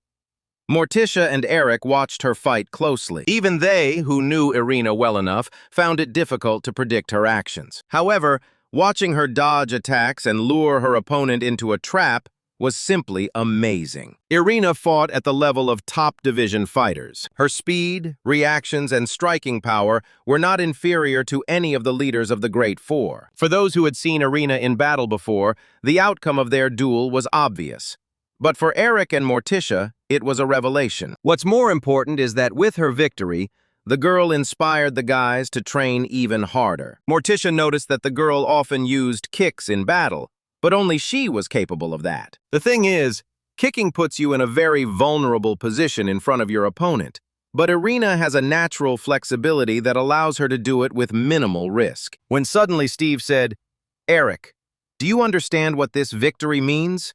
We can begin!" And we are transported to the office of the former representative of the National Alliance, Jimin. "I'm pleased. Danzo, our collaboration has borne fruit," Jimin said joyfully. "Of course, I always do everything conscientiously, especially when it comes to business," Danzo replied. Jimin was only worried about keeping their affairs a secret, but only a few people found out about their common interests. but Danzo assured them that there was no need to worry. I know I shouldn't worry because since then you have different interests. Foxy is happy to be helping Tavon, and Orca hasn't been interested in the Coliseum from the start. I'm glad you were smarter than all of them and came up with the idea of using abuse to make money, Jimin added, laughing. Of course I couldn't let Steve's betrayal go unnoticed. I think he's still angry that we joined the alliance, Danzo replied. Steve, I feel sorry for him. He's a capable guy, but I enjoy watching him suffer. However, recently he has started to act more actively. Are you sure you have covered all your tracks? Jimin asked worriedly. Calm down, there's nothing much to hide. No matter how high his fighters get, we still won't fight them. Besides, Tavon wants to block their access to the challenge, Danzo replied with a smile. This is why I love working with you. You thought of everything before any problems arose. By the way, it turns out I didn't tell you about this. Danzo, I'm going to give you a little push, so please tense up a little. Right now, you're just a promising high school student, but who knows? Maybe you'll be able to become the chairman of the Coliseum, after graduation, of course, Jimin whispered with a sly smile. That was the end of their conversation. As you've already realized, Danzo is just a puppet in Jimin's hands. However, for the wolf, this had its own benefits, so he worked tirelessly. After talking with Jimin, Danzo's men approached him with some kind of package. After unpacking it, the guy saw a small handwritten note. After reading it, cold sweat appeared on Danzo's face and his hands began to tremble, after which he began to look around fearfully, as if he was looking for someone. Hey, did anyone see this? Danzo asked, his voice trembling. No, Captain, but it just came. Captain, are you okay? Someone asked us funny. What he saw in the letter made Danzo connect to the secret server. Seeing a stranger in front of him, the guy went into a rage. He literally spat foam with anger. Hey, bastard, who are you that you know so much about me? Danzo shouted. You are a strange person. Even in such a situation, you allow yourself to talk like that. Do you even imagine what will happen to you if everyone finds out about this? Although I have to give you credit, you carefully covered all your tracks, but I still saw you. The masked guy we already knew answered in a squeaky voice. Now, what Danzo wanted to know most was how someone found out about his affairs. But then his fierce cry changed to surprise. After all, the stranger took off his mask, and the person hiding under it turned out to be well known to him. And it was Justin! This is the first time the guys meet face to face, although they know almost everything about each other. And now the most interesting part begins. Danzo received an official invitation to the duel from Justin. After Arena's victory today, Underdog became an official clan, and its members have the right to challenge any representatives of other clans. Thanks to the incriminating evidence, Danzo had no choice but to accept the challenge. At least Justin thought so. When suddenly the wolf said, "Who will believe you? You're just another fighter from a small clan. You are a fool. After I leave here, I will find you and send you after your friend, and then I will find the traitor." She's impressed. It turns out you know how to use your brain. But it's too late. Now we'll have some fun. Interrupting Danzo, said Justin, after which the arena began to change abruptly, and the voice of an orc was heard from afar. Hello, everyone. Welcome to the Coliseum. Let me introduce you to our participants today. The head of one of the 4 great clans, the Wolf, the irresistible Danzo. What a sensation! We haven't seen Danzo in the arena for over a year. News of this fight quickly spread across the internet, so the number of viewers quickly broke the record. Everyone was eager to see what the head of one of the 4 great clans was capable of. Upon learning of this, Foxy became very wary. After all, I knew that Danzo would never fight just like that, which means something forced him to do this. What can I say? Even his participation in the battle was a real surprise for him. What made the situation even worse was that all the VIP guests had gathered to watch this fight. Realizing that his entire future would depend on this fight, Danzo froze in horror. Justin acted very cleverly. He issued a challenge that cannot be rejected, the so-called fight of honor. In any case, Danzo is now in a very dangerous situation, since nothing is stopping Meteor from exposing his fake fights. And if this comes to light, and God forbid one of the VIP guests loses money because of this, Danzo will simply be killed. Meanwhile, at the headquarters of the Underdog clan, after her fight, Arena expected to be greeted with a smile and congratulations. But instead, she saw sullen and worried faces, and realized that something unusual was happening. Coming closer, the girl said, "Steve, did everything happen as you expected?" "Yes, they've already chosen a card," the guy answered. The map for the duel between Justin and Danzo was called Valley of Tears. It was a unique map, consisting of straight lines and very simple rules. If you touch the wall from both sides, the enemy's health will decrease, and when the indicators reach 0, he will lose. Valley of Tears is a basic map where you lose if you are completely outmatched by your opponent. Morticia. The choice of this card seemed strange because Heavenly Coliseum was more suitable. Irina suggested that Justin chose this particular map because there's no time limit. After all, in Celestial Coliseum, if there's no winner after 15 minutes, the match ends in a draw. If time is exceeded, there's a system called Gain Territory, which determines the winner. If you're outgunned by your opponent's strength, your territory shrinks, and you ultimately lose. Moreover, Valley of Tears is an ideal map for close combat. There is nowhere to hide or room to maneuver. It was for this reason that Steve was against Justin choosing her, because Danzo is a very strong close combat opponent. But Meteor did not listen to him. However, he uses a lot of space to create his devastating combos, so overall this card limits both of them. During the conversation, Eric noticed that Steve and Arin were discussing their fight as if they knew Danzo personally. And the guy's plan to destroy the Coliseum only confirmed this. Our hero became interested in what united them. "And we will return back to the Coliseum. Danzo, what do you think of this map?" "I think it's perfect for us because no one can escape here," Justin said aggressively. "Honestly, I'm surprised by your confidence, but it looks like Steve hasn't told you anything about me," Danzo replied, laughing, after which the guy bent over and leaned on his legs as if he felt ill. But this was only the wolf preparing for battle. At that moment, Justin felt that something had changed. The air in the arena became somehow heavy, and Danzo's whole body was covered with veins, as if something was about to tear him apart. What he saw made Justin realize that their fight would be much more difficult than he had expected, and his maddened eyes instilled horror. But the guy was not going to retreat. He was ready to give everything for the sake of revenge. As soon as the gong sounded, Danzo, without a second's hesitation, went on the attack. He was never known for his speed, but even for a meteor, he was incredibly fast. At the last moment, Justin miraculously managed to put up a block. He understood that if this blow had hit the target, the fight would have been over. But that's not the end.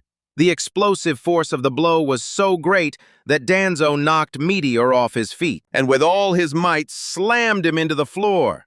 It looks like this fight won't last long. Well, for now, let's go back to the hospital. Through his men, the masked man was going to deliver the letter to Danzo, but warned that the wolf would immediately start looking for the sender. But this is exactly what Justin was counting on, so he wanted to prepare a few surprises in advance. Moreover, if we are to believe the stranger's words, he wanted Danzo to lose no less than Justin himself.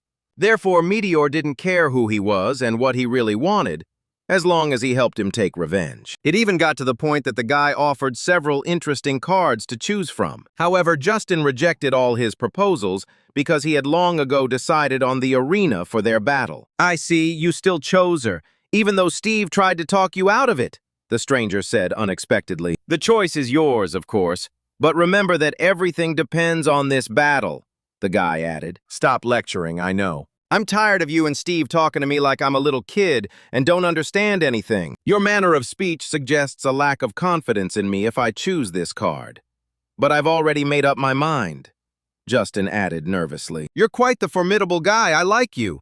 If you've decided, go for it," the guy replied, laughing. And we return to the arena, where Danzo has completely seized the initiative. Fear and anger turned him into a mad killing machine. After he managed to knock Justin to the floor, he sat on top of him and began delivering powerful elbow strikes. A huge amount of experience in MMA fights was evident. Despite the fact that Justin was successfully blocking all of his punches so far, the guy felt his opponent's fists getting heavier and heavier. You don't have to be a clairvoyant to understand that this will end badly.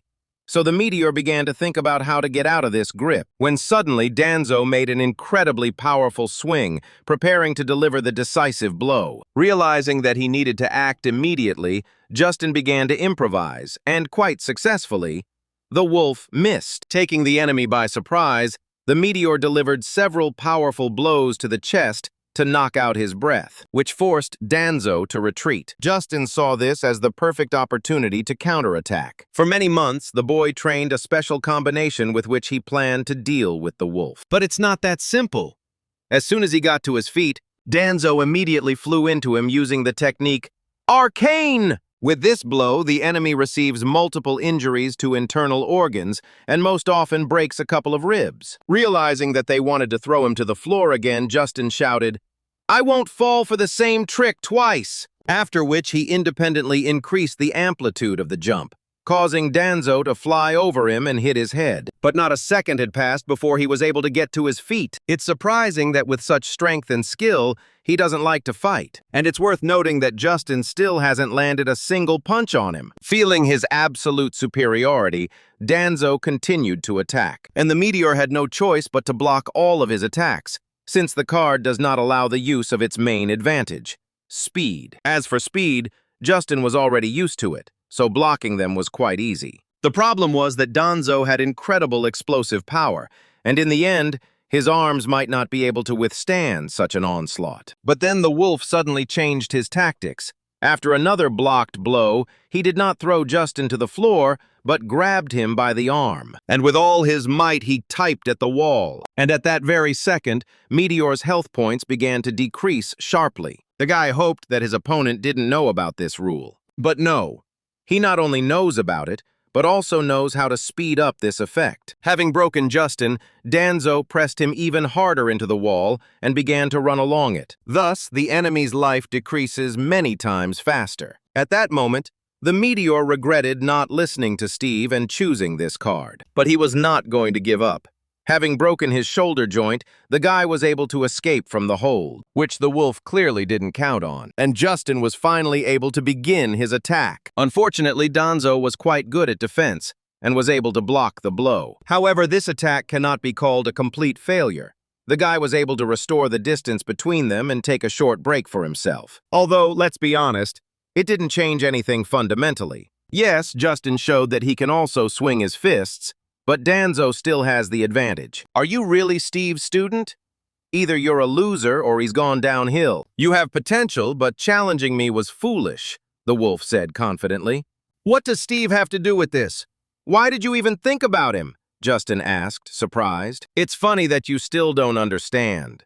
You should have gotten to know me a little better before coming here. Now, Steve is something of a jester and is the master of a worthless clan. And here's a secret for you. He raised me, Foxy, Orc, and Tavan, the masters of the Great Flower. He was our mentor, and what's most interesting is that he founded the Coliseum. Yes, you heard it correctly. I understand your surprise, but your mentor created all of this, Danzo shouted, laughing. Justin froze at what he heard, with bewilderment on his face. But remembering his true purpose, he said indifferently, "So what? It doesn't matter whether this has anything to do with Steve. He's probably doing this because he knows something is wrong here. He wants good guys to stay away from bastards like you," the meteor shouted angrily. Because of all this talk, Justin let his guard down, and Danzo took advantage of this to attack. And again a block, but the blows became even heavier. The biggest problem was that the wolf was constantly changing his attack tactics, and it was very difficult to predict his next move. This time he didn't knock the guy to the floor or throw him against the wall, but grabbed him to deliver several powerful kicks. This was enough to bring the meteor to the verge of losing consciousness, when suddenly Danzo grabbed him by the neck and squeezed tightly. Looking at his bleeding opponent, he said, "It's a shame that Steve has to work with such scum. You know, it was he who discovered my talent and developed it to its full potential. You felt that explosive power. Perhaps you too could have become like me someday, but you lack the talent. And now you have no future," Danzo shouted through a terrible laugh. "You shouldn't be groveling in front of me. I realized a long time ago that I have no talent," Justin whispered. "Remember I said that Scott was involved in wrestling, so that's where he met Justin. Meteor was always very good, which is why he was very self-confident. But one day, a talented newcomer came to them and quickly overtook him, and it so happened that they became best friends. When suddenly Danzo said, "It's clear that knowing that you have no talent, you went out to fight. Is it really all about that brat? Apparently, you were good friends with him. Don't worry, you'll see him soon, the wolf added, dragging the boy by the throat to the wall. Underdog, in full force, watched everything live, and only Arena had the courage to say that this was the end. Eric and Morticia agreed with her, although they didn't want to believe it. And only Steve was sure that this was not all, that Justin had prepared something special. Gritting his teeth in pain, the guy whispered something very quietly. "What, you still want to bark?" Danzo asked arrogantly. "How can someone like you know anything about talent? You're just trash, just like me. That's why you do all this. Money, business, and black schemes. You're not doing this because you want to, are you? You are the same as me. You felt this gap between you, so you ran away. Here, why are you acting like a rat? Do you really like being in Tavon's shadow?" Justin said, laughing. "You don't know anything about me, shut up," Danzo whispered in a dark voice. A masked stranger told the boy about this vulnerable spot of the wolf, but he didn't even suspect that it would have such an effect. Throughout his career, Danzo had been considered a non-entity among talents, so Justin's words infuriated him. Because of his anger, the wolf lost control of himself, and the meteor took advantage of this. And this time, the counterattack was successful. Justin's leg knocked out Danzo's jaw. Meteor understood that this was his chance. After a successful counterattack, he continued to deliver blow after blow. But Danzo turned out to be a very strong guy, so Justin's attacks practically did not hurt him. However, it was clear that things had become more difficult for him. Suddenly, she started doing something with her gloves, and Justin noticed it.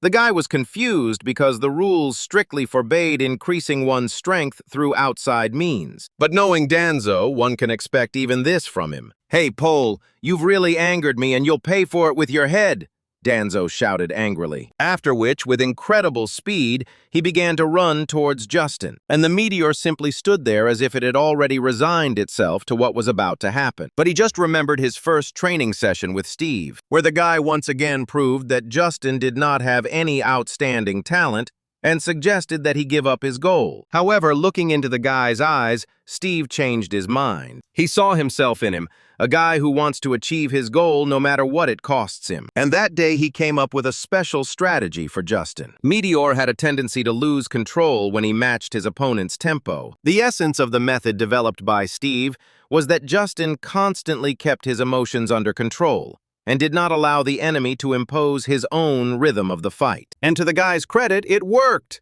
At the right moment, the guy was able to control his emotions and calmly counterattack the aching Danzo. And at that moment, something happened. Something amazing. Many would call it a miracle. Scott, for whom Justin had gone all this way, finally came out of his coma. Controlling your own emotions is not the only thing Steve taught the guy. The clan master created a special combination based on Eric's fighting style, which he taught to all members of the clan and called Flash Underdog. It was precisely this combination that Justin was betting on. But that's not the most interesting part. The overtime moment has arrived, and the map has switched to territory capture mode. And now Meteor has an absolute advantage. He has captured almost the entire part of the Danzo map. However, the Underflash dog had a drawback. Because of the many alternating beats, it consumed a lot of energy, and not every heart could cope with such a load. And Justin felt his body on edge. His heart was beating approximately 270 times per minute, which was much higher than normal. And despite this, Meteor could not be stopped. He continued to strike blow after blow, only thanks to the power of will. Danzo understood perfectly well that if everything continued like this, he would lose.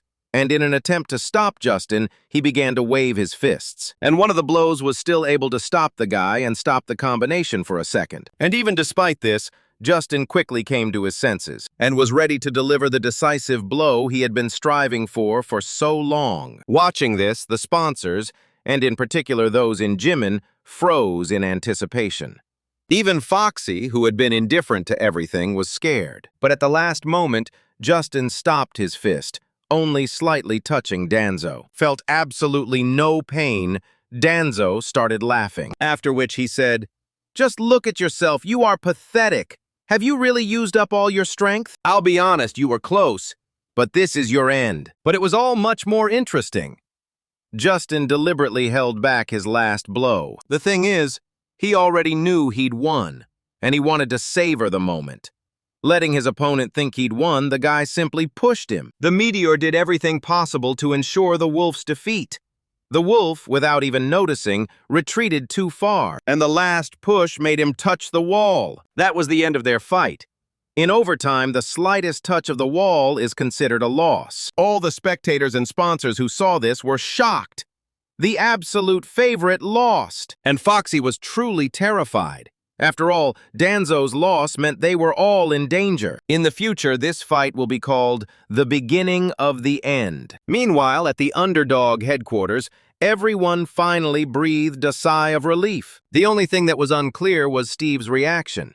He should have been happy about Justin's victory, but there was absolutely no emotion on his face. Due to Danzo's loss, many VIP guests lost a lot of money. But all this seems like a small thing compared to what Jimin lost. Now his entire illegal business and reputation are under threat, and therefore, his life. Despite the victory, Justin tried with all his might not to lose consciousness. With the underdog flash, the guy brought himself to a critical state, but it brought the desired result. Danzo from the Wolf clan.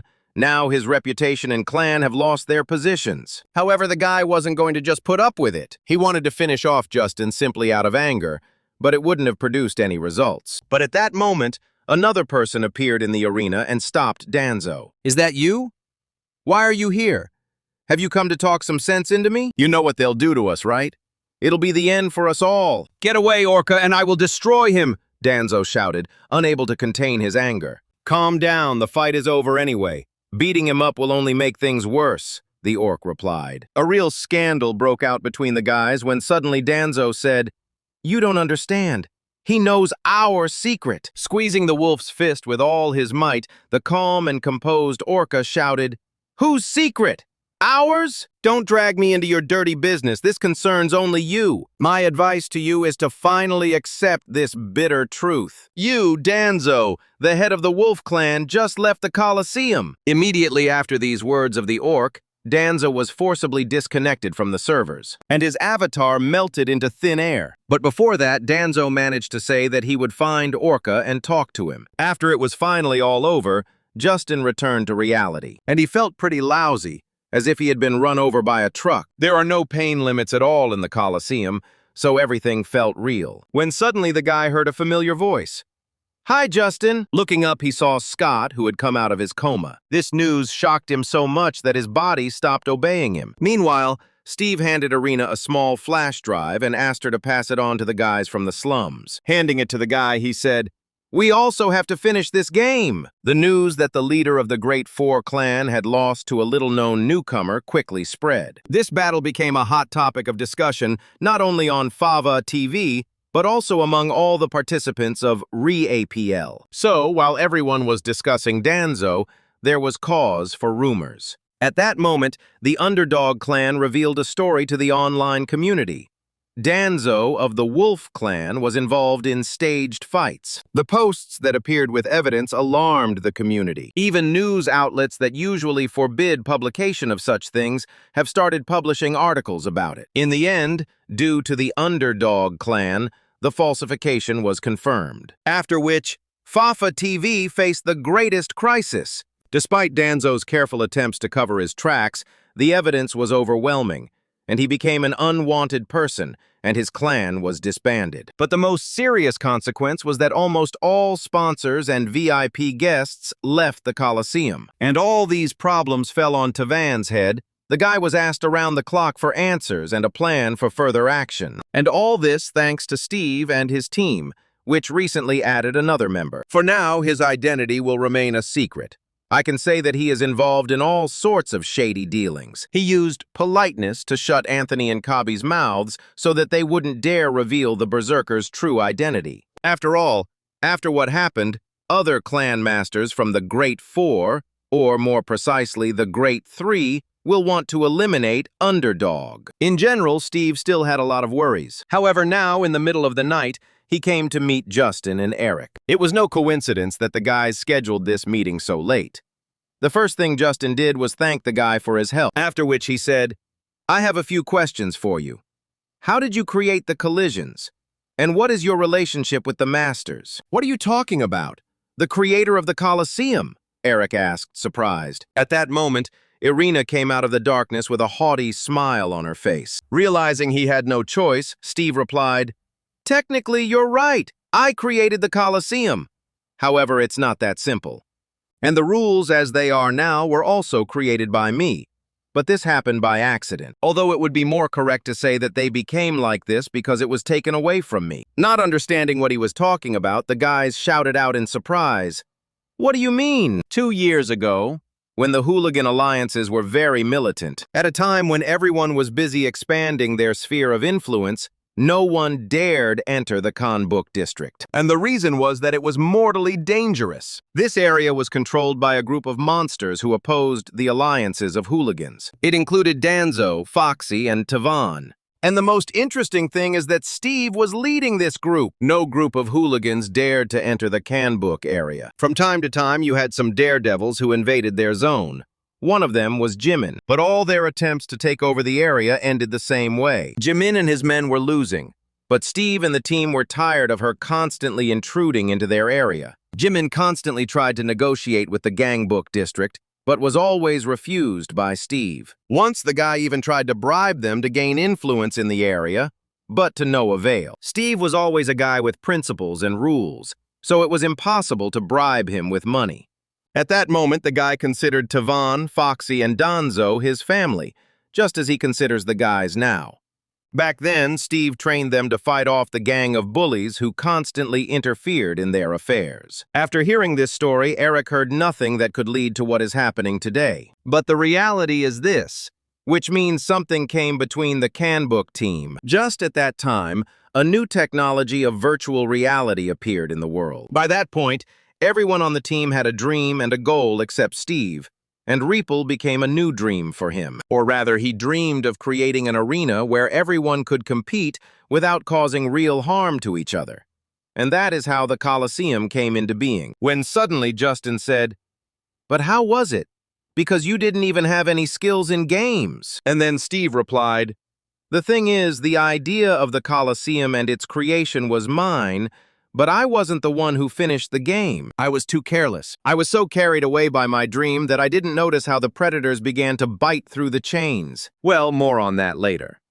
Steve shared his idea with the whole team, and it must be said that at first the team was quite skeptical about this idea. However, Steve was able to convince them, saying that this way they would be able to deal with the Soul Alliance and Jimin, and that's what eventually happened. However, having lost their common enemy, the Kanbuk team gradually began to crumble. Everyone had their own ambitions and goals, and they didn't coincide with Steve's goals. And we are temporarily transported to reality, to the headquarters of Tavan, where the leaders of the Big Four usually gather. After his loss, Danzo came here to settle some matters.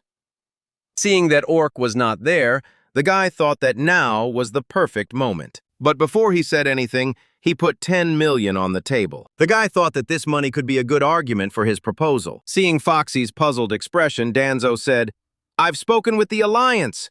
They're proposing to work together for mutual benefit." Before you say anything, think about it. Lately, the Alliance has had no reason to bother us, and cooperation is beneficial for everyone. We originally came here because he said he would train us, so now we have no reason to stay here, right? We are not the same children as before. It's time for us to think about the future. I see, so what are you going to do?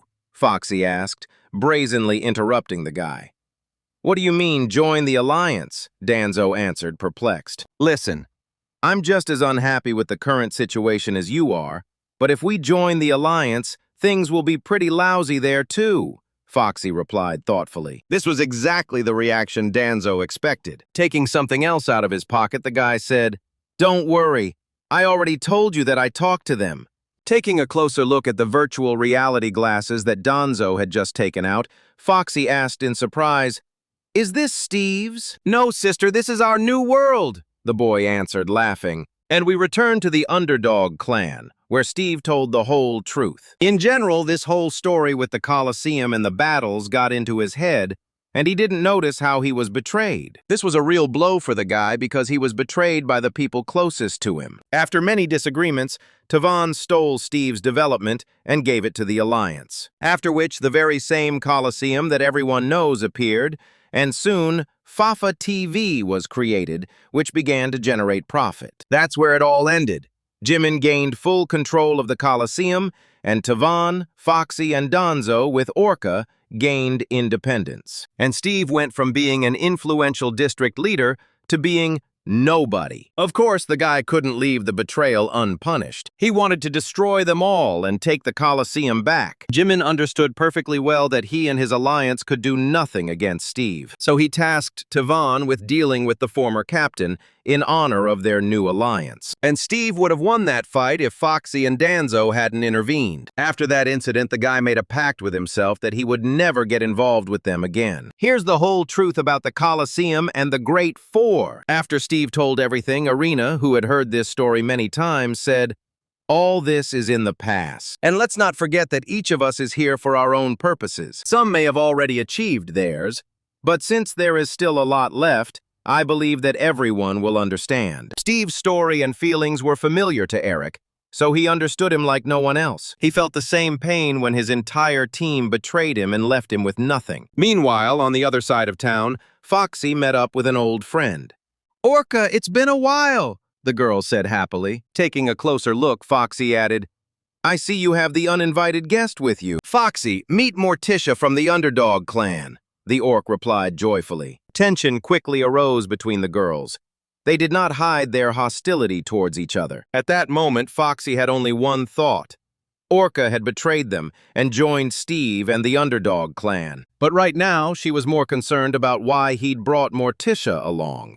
She didn't look like someone who was ready for a fight, when suddenly the Mexican woman said, "Why do you have that expression on your face? Everything is cramped and tense, as if you really need to go to the toilet. Did something happen?" "But it really did happen. Everything you spent so long building has collapsed," the mortician added with a smile. "Listen up. If you say another word about my address, I'll finish you off," Foxy screamed angrily. "Excellent!" the Morticia shouted, throwing something to the girl. That item was the re-apple glasses, after which the Mexican woman added, "I understand your anger. When this happens, it's unpleasant. I hope your words were not an empty threat, and we can solve everything by force." "You're either crazy or stupid to challenge me to a fight," Foxy replied confidently. Sometime later, Orca entered Tavan's office. "I haven't seen you for a long time. I'm surprised you came," Tavan whispered, turning around. "I couldn't stand in the shadows all the time after what happened. I must admit I admire you. I thought it would be impossible to resolve the issue with the VIP guests, but you did it," the orc replied. "It's not all rosy. I closed Fafa TV," Tavan added indifferently. "What? What will happen to the Coliseum then?" the orc shouted in a surprised voice. "Since when did you start caring about collisions, Orca? Chairman Jimin was in charge of managing this company anyway. So I promised to hand over everything except the game." After that, he took up mediation. And it so happened that the incident had nothing to do with us. It all ended with the mistake being recognized as Danzo's willful actions. He seems to really regret not being able to take the Coliseum, but apparently he didn't think there was a good enough reason to take her, so he didn't even mention it, Tavan replied thoughtfully. "I see, but what happened to Danzo?" the orc asked. A little surprised, Tavan replied, "You know everything perfectly well. Do you want details?" "Well, you know, I'm not really into all this, and I don't talk to you three that often," the orc replied, giggling. "Of course you don't love us. So that's why you joined Steve and his dogs and betrayed us? Did you think I wouldn't understand that it was you who leaked Danzo's ledger, which only we knew about?" Tavan shouted in anger. "Betrayal? Don't you think that word carries a lot more weight than everyone thinks? Call me a traitor. It makes it look like I'm the bad guy in this story. After all, I told you back then that I wasn't interested in all this and you misunderstood me," the orc replied indignantly. "However, even though you knew that we would betray Steve, you didn't tell him anything. And on that day, I also just watched him get it," Dumchala added to Vaughn. "I never thought you were smart, but now you simply amaze me. Like you, I had my own goals. I don't like the Coliseum, and that's true.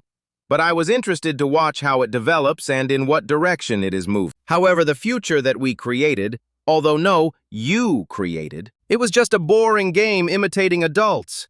I was disappointed. You've turned the Coliseum into something terrible that has lost all meaning. We need to bring the game back, Tavan," the orc said in a serious voice. sitting down on the table and looking the guy straight in the eyes. "I don't understand your goals, but it looks like you're going to hinder me," Tavan added in a calm but rough voice, when suddenly the door to the office opened and Foxy's voice was heard. "Are you finished talking?" "I'm done." Turning around, Orca saw Foxy filled with strength and quite smug, although he had foreseen such an outcome of their duel. But he still hoped that the Mexican woman would be able to overcome the poisonous snake. "Morticia lost. Let's go, I have nothing more to talk about with him," Tavan said, ignoring the orc. Seeing that something was wrong with the guy, Foxy began to seriously worry. After which he said, "Hey, Orca, since we couldn't find a compromise, tell him that in a week I will send the code for Reapel, and if he wants something, then let him come and take it." After their conversation, Orca called Steve and told him everything. As strange as it may sound, Steve was expecting this. After losing to Danzo, Tavan could not remain inactive. However, right now, he was more interested in how Morticia was feeling. Despite the rather tough loss, the girl was fine. When suddenly Steve said, "Forgive me, I gave you an impossible task. Foxy is still fierce." "Cap, what are you saying?" "I wanted this fight too. Now I have a reason to get even with that bitch," the Morticia replied, laughing. "Besides, the fighting style is a little different from what you prepared me for." "I'll tell you everything when we meet," the girl added. Morticia's fighting spirit gave Steve the hope he so desperately needed right now. But the image of that same invincible Canbook team still comes to mind, who simply took it and exchanged it for money. And the only thing Steve wanted was revenge. The guy believed that this long story would soon end, and everyone will get what they want or deserve. Meanwhile, Mark and his friend from school went to play at the computer club. Overall, the boys enjoyed playing on the computer, but they wanted to immerse themselves in virtual reality. When suddenly Mark said, "Listen, if you want to so much, why don't we play at home?" Because of the scandal surrounding Fafa TV, many people began comparing virtual reality to gambling. "And my parents don't let me play anymore," my friend replied indignantly. "Unfortunately, I have to end this story at this point. Thank you all for watching, and I look forward to your thoughts in the comments."